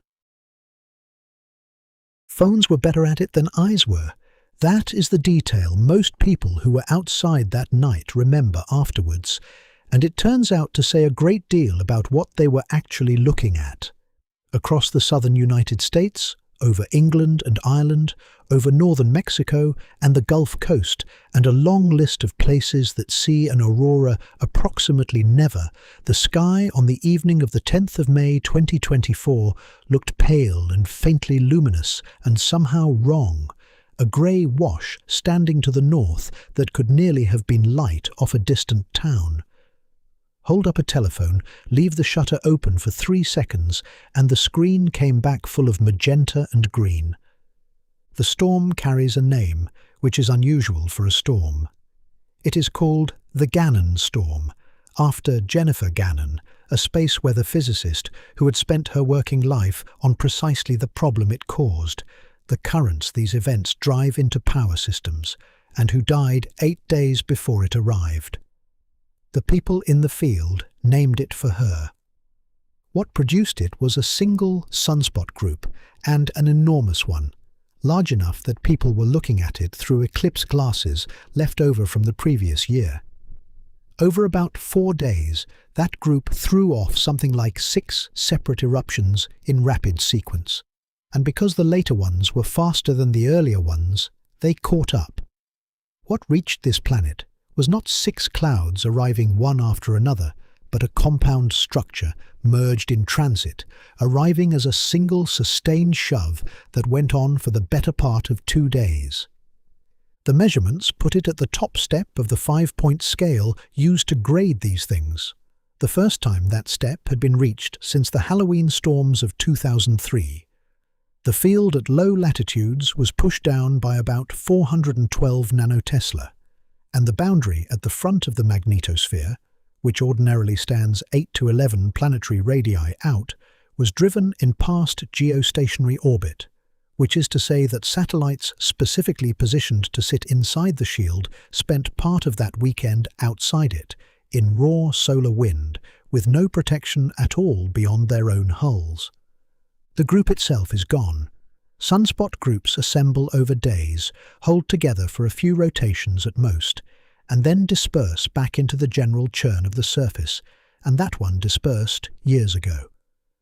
Every storm in this account came out of a structure like that, a temporary arrangement of magnetic field that put itself together, fired, and then stopped existing. The sun has been doing this continuously since it lit, and none of the individual machines that did it lasted longer than a few weeks. There is a fair chance you were outside for some of it. That is a sentence this account has been unable to write about anything else in it. Not about 1859, and certainly not about Quebec at 2:45 in the morning, and it changes the character of the material.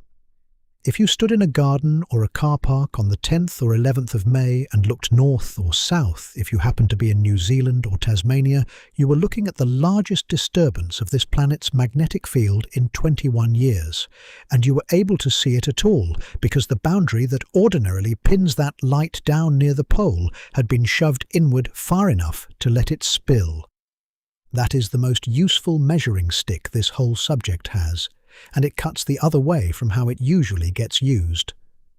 That night was the strongest storm most people alive have experienced, and at the latitudes where the crowds were, the display was faint enough that a camera saw more of it than a human eye could. On the 2nd of September 1859, at latitudes not very different, people took newspapers outdoors and read them by it. 412 nanotesla, against a figure somewhere between 850 and 1700. The event most of us saw sits somewhere between a half and a quarter of the way to the thing this account has been circling. Meanwhile, a good deal was happening that nobody outside could see. The current running through the upper atmosphere during an aurora has a property that gets less attention than the light does. It flows through a resistor. The ionosphere conducts, but imperfectly, and a current pushed through anything that resists, it deposits energy as heat. During a storm of this size, the auroral zones become, in effect, a heating element the width of a continent, running at hundreds of gigawatts for hours on end. Heated air expands, and the thermosphere, the thin outer layer where satellites in low orbit do their work, puffs upward, which means that at any fixed altitude, the density goes up because air that had been sitting lower down has been lifted into it, and a satellite in that thickened air feels more drag. It slows, and it begins to fall.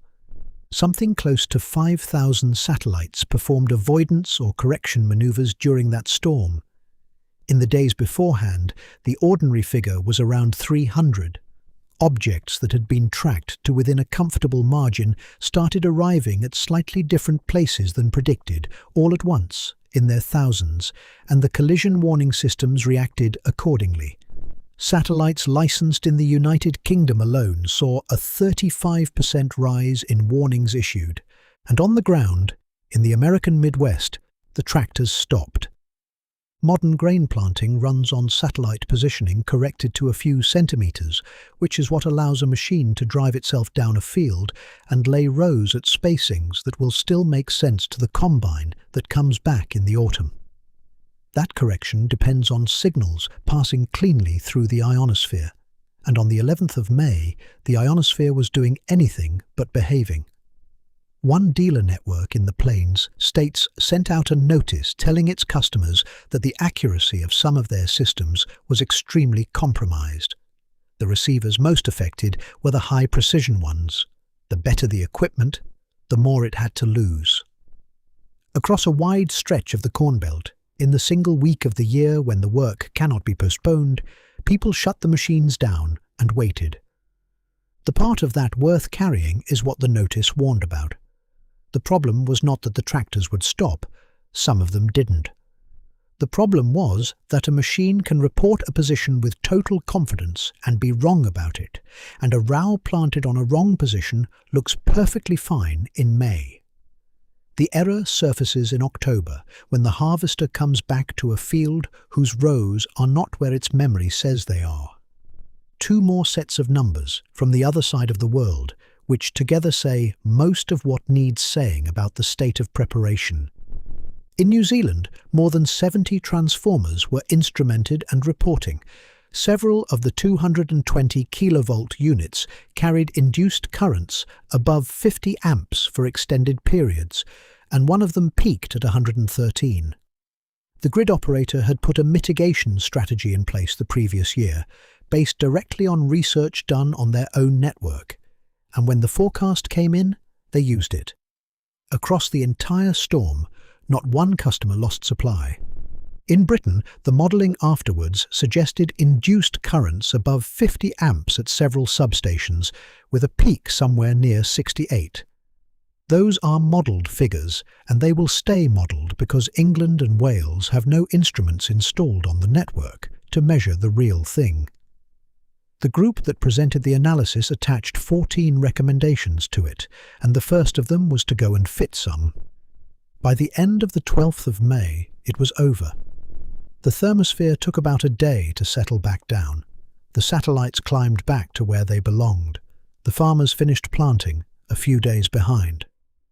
Nothing had been permanently rearranged, and the largest magnetic disturbance in 21 years went into the record as a very well-observed and thoroughly survivable weekend. A rehearsal, though, is chiefly useful for the list it leaves behind. What actually failed in May 2024 was, very nearly all of it, information, position, timing, signal, the ability of one machine to tell another where it was standing. An enormous proportion of what holds this civilization together is now made of exactly that, and a surprising amount of the remainder still runs along something long and metallic with both of its ends buried in the ground. What, then, is actually on the list, and how much of it would have meant anything to a man stringing iron wire between poles in 1859? Less than the intuition suggests, because the list has divided. What is exposed now falls into two families that share a hazard and share very little else. One of them is long metal lying on or under the ground, which is the family the telegraph belonged to and which has grown enormously without changing in kind.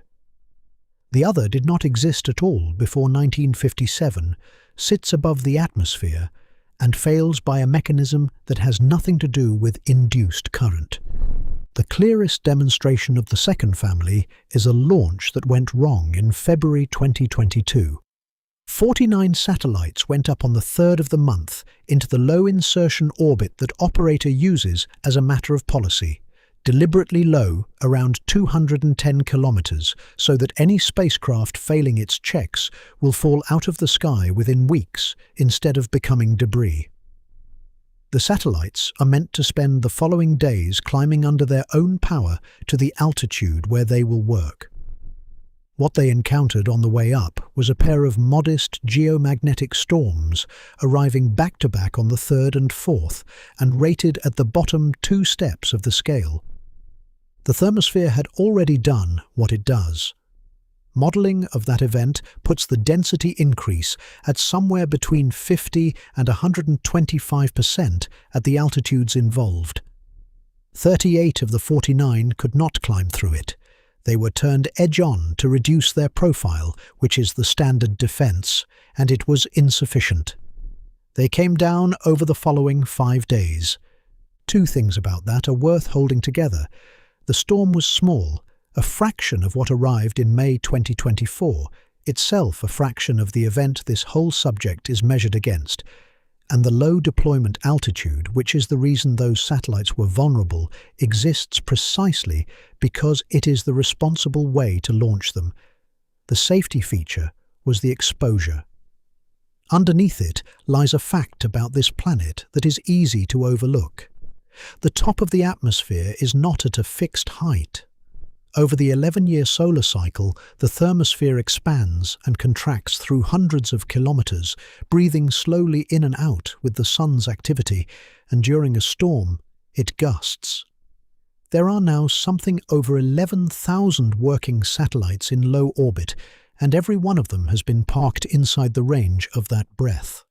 Aviation sits at the boundary between the two families, and gets caught by both. Above about 82 degrees of latitude, there is no geostationary satellite coverage, because geostationary satellites sit over the equator and simply cannot be seen from that far north. Aircraft on polar routes therefore fall back on high-frequency radio, which works by bouncing signals off the ionosphere. The same ionosphere a storm disrupts first and most thoroughly.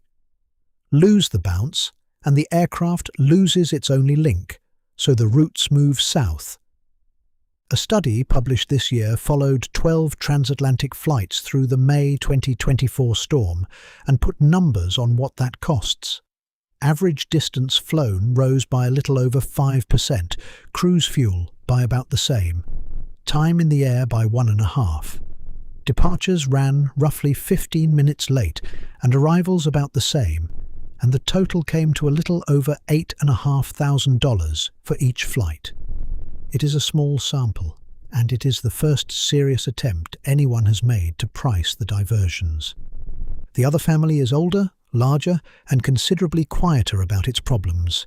Every buried steel pipeline on this planet is being held out of chemical equilibrium by an applied voltage. Steel in wet soil wants to return to iron oxide, and it will, over decades, unless something intervenes. What intervenes is cathodic protection, a small direct current fed between the pipe and a set of sacrificial anodes buried alongside it, holding the metal at a potential where the oxidation happens somewhere else. It is a trickle of electricity running continuously for as long as the pipeline exists, doing nothing except preventing rust. A geomagnetically induced current running along the pipe from one end of a continent to the other is large enough to shift that potential out of its protected range in places for as long as the storm lasts. Whether that matters over the life of a pipeline is a question the industry manages rather than one anyone has answered, and it also makes the routine surveys unreliable exactly when the storm is happening. During the May 2024 storm, the New Zealand gas network was instrumented for it, and the results are among the first properly published measurements of the effect anywhere. Railway signalling belongs to the same family. A track circuit works by passing a low current through the two rails of a section. A train standing on that section shorts the rails through its axles. The current drops, and the signal goes to red. It is an old, elegant, deliberately fail-safe arrangement, and it assumes that the only thing putting current into the rails is the signal box. Modelling of the British network suggests that at the geoelectric field strengths associated with a once-in-a-century storm, induced current could produce both categories of misoperation.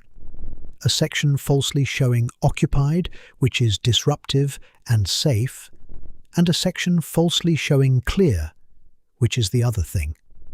Those are modelled results on a network whose real behaviour has never been tested at that level. A signalling disruption attributed to a storm did occur in Sweden in 1982, and it is very nearly the whole observational record. The inventory ends on the seabed, at the best-behaved argument in this entire subject. In 2021, a researcher named Sangeetha Abdu-Jyothi presented a paper at a networking conference making a point nobody had made carefully before. The fibre inside a submarine cable is glass, and glass is entirely indifferent to induced current. But a cable running 5 or 10,000 kilometres cannot carry a signal that far unaided, so it has repeaters spaced along it, every 50 to 150 kilometres. And the repeaters are electrically powered from shore through a conductor running the length of the cable, long metal, both ends grounded. The specification is met. She called the paper Solar Superstorms, Planning for an Internet Apocalypse, and the phrase went a very long way further than the analysis did. The answer came back from an unexpected quarter. Researchers at Google, who own a good deal of submarine cable and have the design details for it, published their own assessment and concluded that long-haul cables would ride out a Carrington-class storm intact.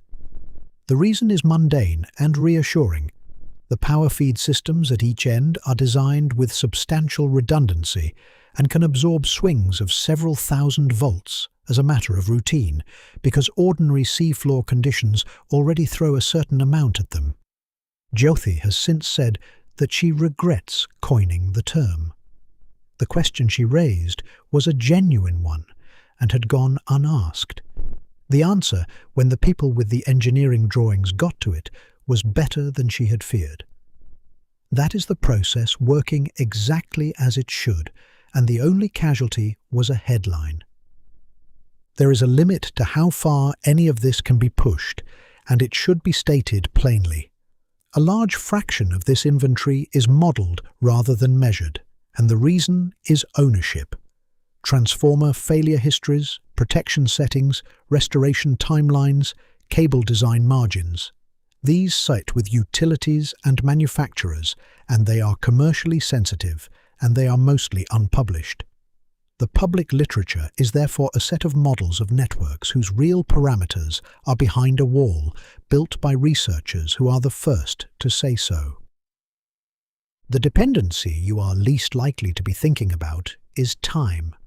The same satellites that tell a telephone where it is are also telling a great many other things what time it is, to within billionths of a second, and the list currently relying on that runs from mobile network synchronization through the time-stamping of financial transactions to, this closes the circle rather neatly, the instruments that let grid operators see whether widely separated parts of the network are still in step with one another.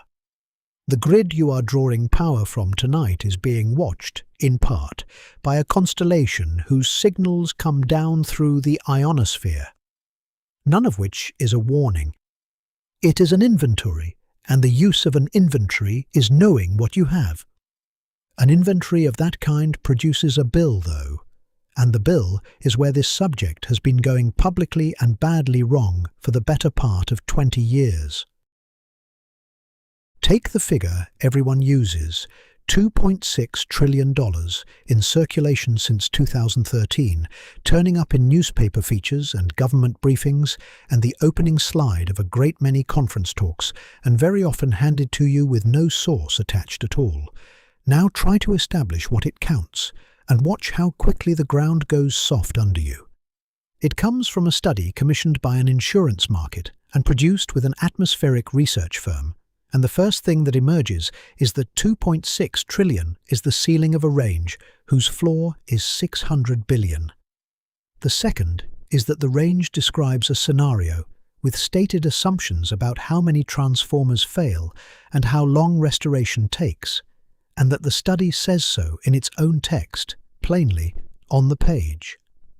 The number that travelled was the top of the range, stripped of the range, stripped of the scenario, and stripped of the sentence explaining that it was a scenario. There is a reason no version of this argument existed in 1859. The total capital destroyed by the largest solar storm on record came to some scorched paper, a handful of burnt-out relays, and 2 days of disrupted traffic on a telegraph network. It would have been a line in a ledger. The same event now produces a public dispute spanning 4 orders of magnitude, and the width of that dispute is itself a measurement of what has been built in 167 years. The catalogue runs roughly like this. In 2008, a National Research Council workshop in the United States published a report summarizing a scenario presented to it, which put the cost of a severe event at $1 to $2 trillion in the first year alone, with full recovery taking between 4 and 10 years. That document is a record of a meeting rather than a peer-reviewed study, and it has been cited ever since as though it were the latter. The 2013 insurance study followed, with its 600 billion to 2.6 trillion, 20 to 40 million people in the modelled outage zone, and durations running from 16 days to a couple of years. A study the year after that modelled a Quebec-scale event playing out across the whole world economy and reached 2.4 to 3.4 trillion. Then the character of the work changes. In 2017, a group at Cambridge modelled failure in the United States transmission system properly, sector by sector, and reported something different in kind, between $6 and $42 billion of lost output per day, depending on how much of the country goes dark, with more than half of the loss falling outside the blackout zone entirely, in places with power, through supply chains that reach into it.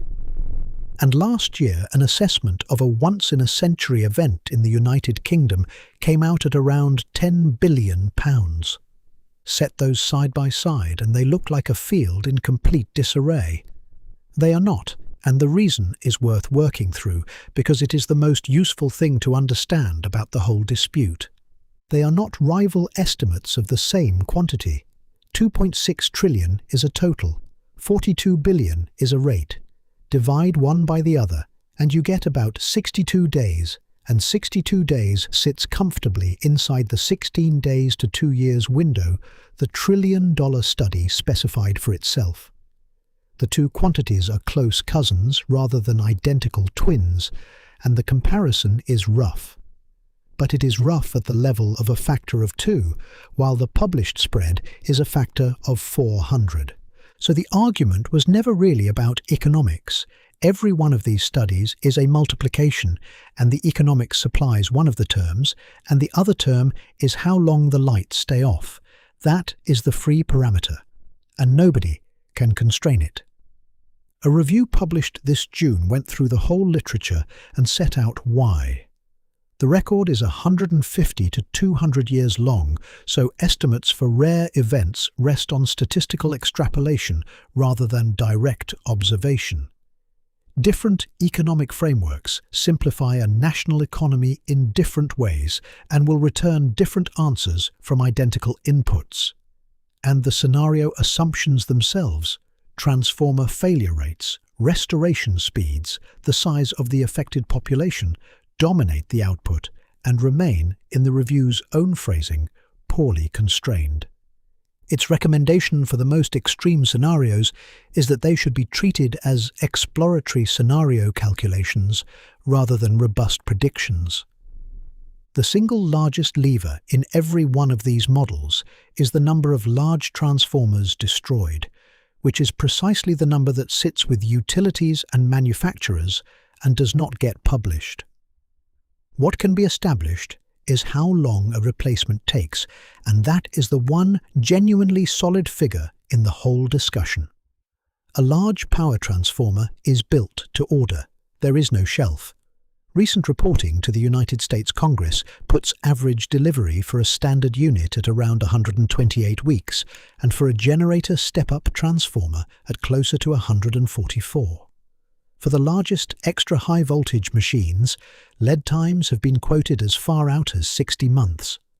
Prices in 2025 were running 50 to 70% above where they stood in 2019.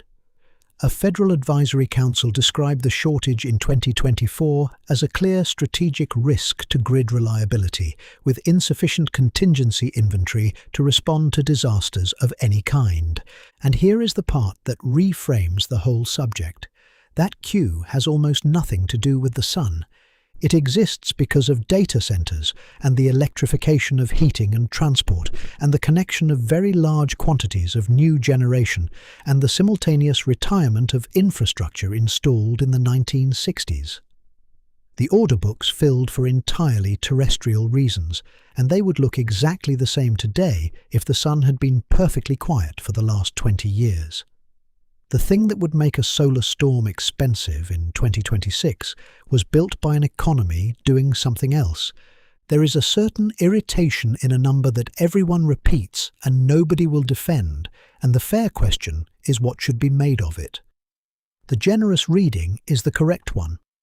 A scenario study exists to make an unfamiliar risk legible to people who allocate money, and every one of these documents describes itself accurately in its own pages, states its assumptions, and gives its range. The distortion happens entirely downstream, in the retelling, where a range becomes a point and a scenario becomes a forecast, and a caveat is left out because it will not fit in a headline. Nobody involved lied. The number simply escaped, the way the phrase about the internet escaped, and it has been out there ever since doing work its authors never asked it to do. What the storm would find, in the end, is a shell of copper and grain-oriented steel wrapped around this planet. Those cores come from banded iron laid down 2,000 million years ago, when oxygen first entered this atmosphere in quantity and iron dissolved in the ocean began to rust out of the water in bands on the seafloor. It took the Earth a couple of 100 million years to make the ore. It takes 2 to 5 to make the transformer. The argument was supposed to be in aid of a decision, and the decision is a practical one that none of the figures actually touch. Across a range 400 times wide, the answer comes out the same at every point in it, which means the argument can be left where it stands. What matters is a narrower question and a much more answerable one. What is actually in place? What has been built or fitted or written into a procedure that would make any difference at all on the night? On the afternoon of the 23rd of May 1967, 3 radar installations in the far north went blind within minutes of one another. One at Thule in northern Greenland, one at Clear in central Alaska, one at Fylingdales on the Yorkshire moors. Between them, those 3 sites constituted the entire ballistic missile early warning system of the United States and its allies, and their job was to watch the polar approaches for anything coming over the top of the world. What blinded them was radio noise, and the source of the noise was the sun. This is a route of attack that has yet to come up, and it works quite differently from anything else here. A large flare radiates across the spectrum, and part of what it puts out is radio, occasionally at power levels that make the sun, briefly, by an enormous margin, the loudest thing in the sky at those frequencies. A receiver pointed anywhere near it during a burst of that kind stops being able to hear anything else at all. On the 23rd of May, the sun was shouting and the radars were listening. Deliberate interference with those 3 sites was, under the doctrine of the period, an act of war. Blinding the early warning system was understood by everyone involved to be what you would do in the minutes before launching, and it was understood that this was the only reason anybody would ever do it. So the commanders had 3 simultaneous outages, an absence of any explanation, and a standing assumption about what simultaneous outages meant. Additional aircraft were readied. They stayed on the ground because somebody in Colorado had been watching the sun. The Air Weather Service had been running a solar forecasting operation for about a decade by then. A small, junior, thoroughly unglamorous outfit whose job was to tell the Air Force when the ionosphere was about to stop cooperating. They had seen the flare. The information travelled up the chain and reached the people holding the decision while the decision was still open. None of that was publicly known until 2016, when a group led by Dolores Knipp assembled the account, partly from records and partly from the recollections of retired officers who had been the forecasters and the commanders at the time and who were describing it for the first time in nearly 50 years. The paper is careful about the crucial link.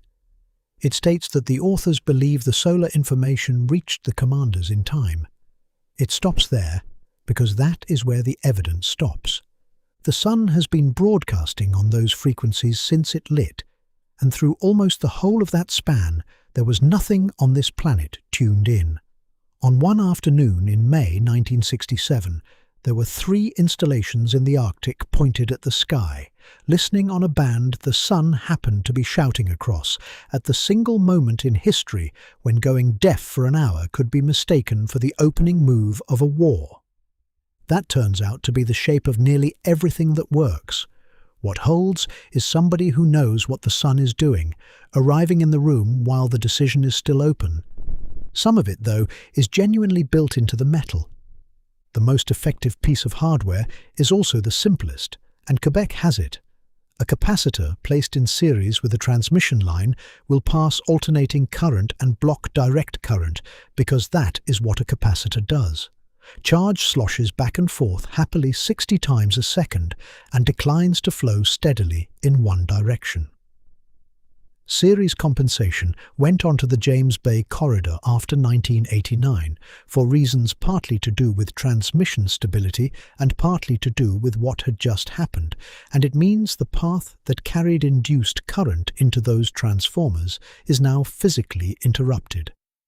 The more targeted version is a blocking device fitted at the transformer's neutral, the connection at the bottom of the windings that runs to earth, which is precisely where the induced current gets in. Put a capacitor in that connection and the direct current stops at it. The complication is that the same connection is how fault current reaches the ground when something goes badly wrong on the line, and a transformer whose earth path is blocked during a real fault is a substantially worse problem than one carrying induced current. So these devices have to detect a fault and bypass themselves within a cycle or two, which makes them expensive and makes them consequential to get wrong, and that is a large part of why they are fitted selectively rather than everywhere. And then there is the shielding that was already there. The column of air standing over you weighs about 10 tons for every square metre of ground, and as a radiation shield, it is the equivalent of being under 10 metres of water. You are behind it now. You have been behind it your entire life, along with everything else on the surface of this planet, and it has been in place for long enough that biology never had to evolve a single defense of its own against anything the sun throws. Even during the largest particle events in the whole 14,000-year archive, what reaches the ground is an increase in a background so small that instruments are required to notice it. The difficulty is entirely with the things we have put where you cannot follow them, and with the metal we have laid across and under the ground. Most of what actually works, though, is neither hardware nor atmosphere. It is procedure, and it needs warning.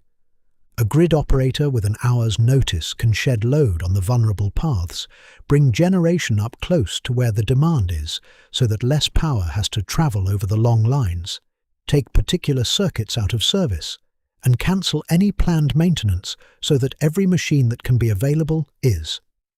New Zealand did exactly that in May 2024. What made it possible was not the plan, but what came before the plan. They had spent years instrumenting their own network, measuring real induced currents on real transformers, and working out which parts of the system were exposed and which were not. Then they wrote a strategy on the basis of the answer in 2023, and when the forecast came in the following May, they used it. That is the generalizable lesson, and it is a cheap one. The intervention that held was information, followed by a decision made in advance about what to do with it. The monitor supplying that information sits about 1.5 million kilometers out along the line towards the Sun, at a place where the two gravities balance well enough for a spacecraft to hold station. Everything on its way here goes past it first, and depending on how fast the cloud is travelling, that buys somewhere between 15 minutes and an hour. 15 minutes sounds negligible, and for anything requiring construction, it is. For the things that matter, it is sufficient. Every one of those grid actions is worth taking on 15 minutes' notice. A satellite operator can put a fleet into safe mode in that time. An airline can turn a polar flight south. From 2031, there should be considerably more.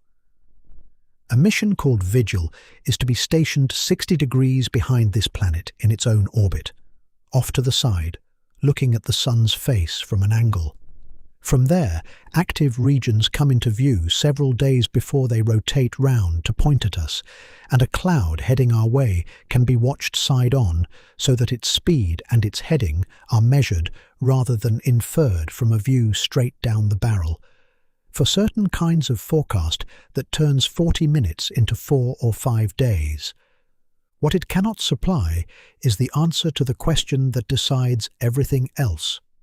Which way the field inside the cloud is pointing can be established only by putting an instrument into the cloud, and the instrument is an hour upstream, and that distance is fixed by where an instrument has to be. The warning has a floor, and the floor is set by physics. An hour, though. Through the whole history of this planet, through every excursion of the field, through every event written into the wood and the ice, through the night the prospectors got up and made breakfast. These things arrived with no notice whatsoever. The hour is the first advance warning anything on Earth has ever had of a solar storm, and it is less than 50 years old. All of it, the forecaster in Colorado, the capacitor on the James Bay line, the operator in Wellington reading a bulletin and reaching for a telephone, rests on knowing what the sun is likely to do, which means knowing what it has already done. Every forecast made in every control room is an extrapolation from a record. And there are two records, and they are both extraordinary, and neither one of them can read what the other measures. How large was the magnetic storm of the year 775? It is a fair question, and a well-posed one. The event has a date accurate to the calendar year.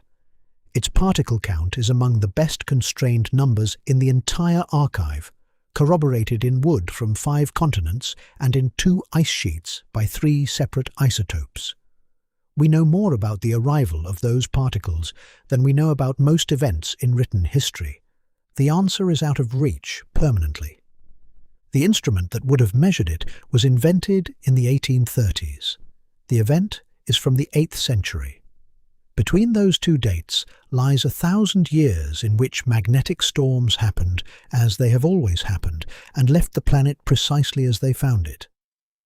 What survives from that period is testimony, and there is very little of it. For the year 775, the candidates come down to a handful of possible auroral sightings in East Asian and European records, and the field has spent real effort on them. One Chinese entry from January of 776 has generated a literature of its own because it remains unclear whether the phenomenon it describes is an aurora or a lunar halo, a ring of light around the moon thrown by ice crystals in high cloud, which resembles an aurora very little to anyone standing under both, and can read a great deal like one across 1,200 years and a translation. And settled in favour of the aurora, it would still give a latitude and nothing further. A latitude constrains how far down the oval came. It is silent on how deeply the field was pushed, or for how long, or how fast it moved, which is the quantity that decides everything that happens on the ground. If you had wanted to measure that storm properly, you would have needed a magnet on a thread of untwisted silk, a mirror, a telescope, a finely divided scale, and somebody willing to sit up all night reading numbers off it. Every one of those objects could have been built in the 8th century. The idea of assembling them into an instrument arrived 1,000 years later. The deeper reason the gap stays open is a genuinely elegant piece of physics, and it settles the matter for good. Particles leave a record because they change what atoms are. A proton arriving with sufficient energy strikes a nitrogen nucleus high in the atmosphere and converts it into carbon-14, a different element with a different chemistry and a half-life of some 5,500 years, which then joins the general circulation and is built into wood. The event is transcribed into the material of the planet because the event rearranged the material of the planet. A magnetic field behaves differently. It pushes charges about while it is present, and when it withdraws, everything it pushed sits exactly where the ordinary physics would have put it anyway. The residue is 0. A storm the size of the largest ever recorded could cross this planet tomorrow, and with every instrument on Earth switched off for the duration, it would leave behind an aurora that went unphotographed, and that would be the whole of it. That is why the ice was well worth trying, and why it failed.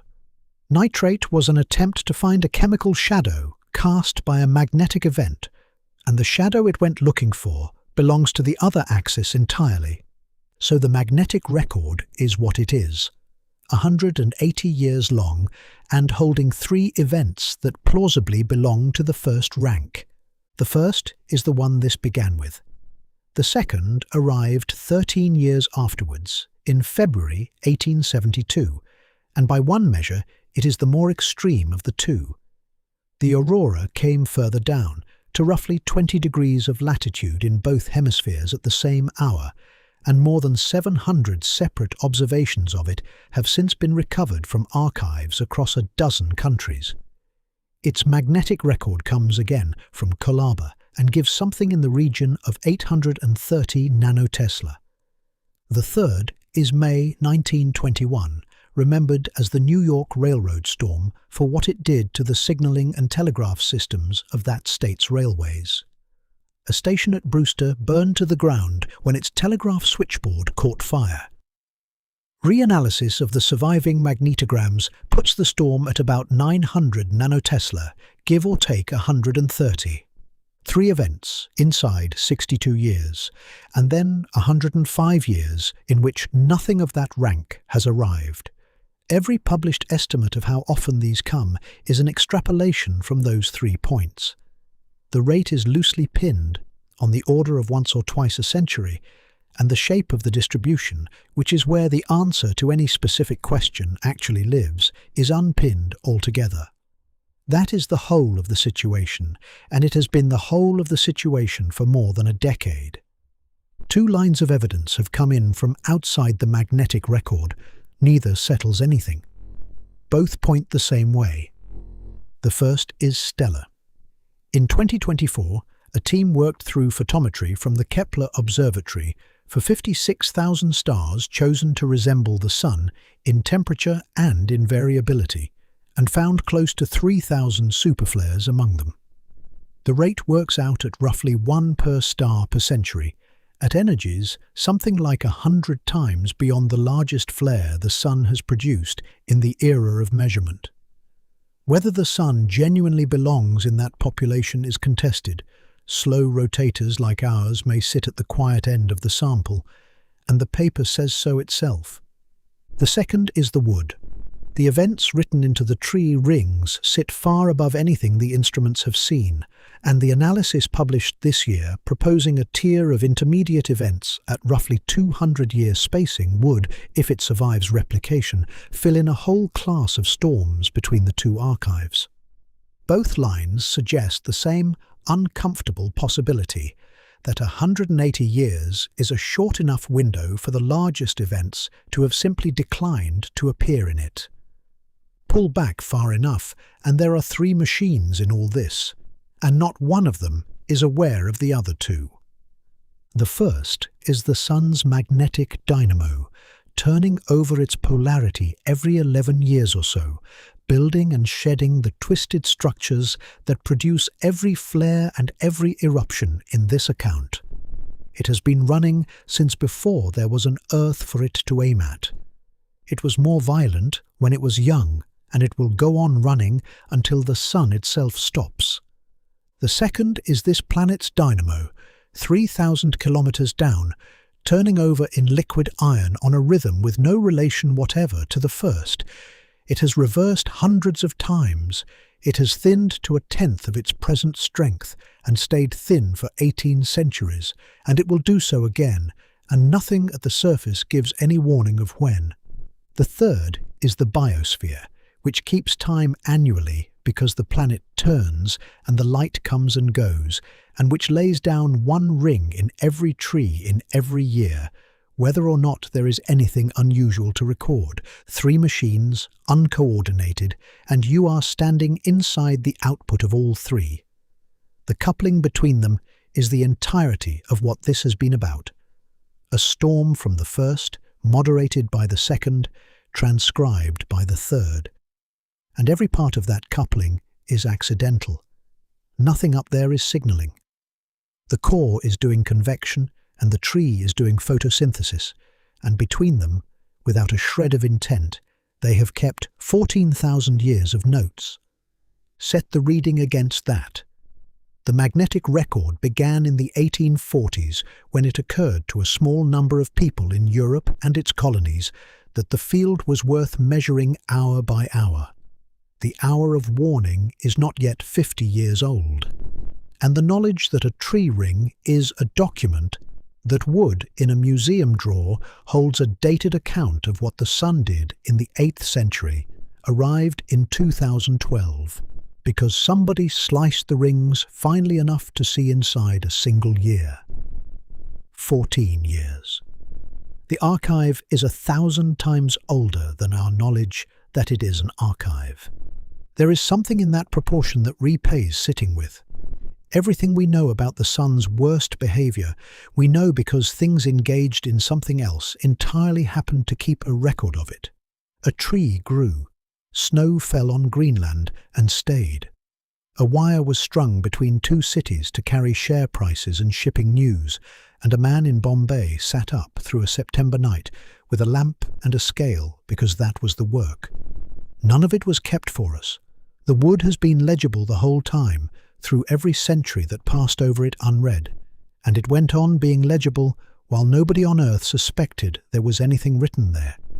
We are a species that arrived very late to a document already 14,000 years long, learned in the last 14 how to open it, and can now recover, to the calendar year, what the sun did to a planet that had nobody on it capable of writing down the date. And the document continues regardless of our attention. Somewhere tonight a tree is closing this year's ring around itself, and that ring is a true and dated account of the atmosphere in 2026, and it will hold that account for as long as the wood lasts, and it will most likely pass unread. That asks for no sadness. It is the ordinary condition of the record. It has been the ordinary condition of the record for the whole of its existence, and it is the only reason there was anything there for us to find. What is left, when all of it is set down together, is a set of events that stay exactly the size they were. 2 beads of white light on a screen in Surrey, and a man running for a witness. A telegraph line between Boston and Portland worked for 2 hours on current the sky was supplying. A prospecting camp in the Rockies cooking breakfast at 1 in the morning. 6 million people in Quebec, in March, in the dark, and 92 seconds from the first fault to the last. A station at Brewster burning down. A transformer in South Africa running on for 3 more weeks and then failing quietly of an injury taken in October. All of it stays that size in the retelling. It happened at full scale and it is recorded at full scale. What changes by the end is only where it sits. Each of those events arrived, ran its course and finished. The wire cooled. The sky went back to its ordinary business.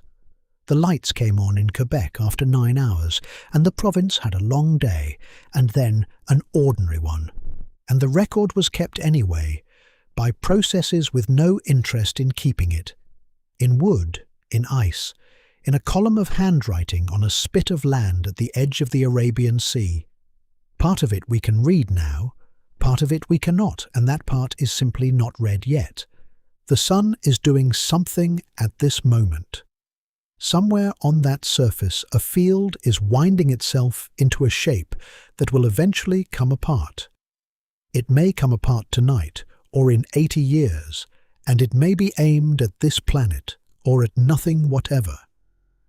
And the boundary is standing where it stands, 50,000 kilometers up on the daylit side, pushed inward and springing back. It is above you now.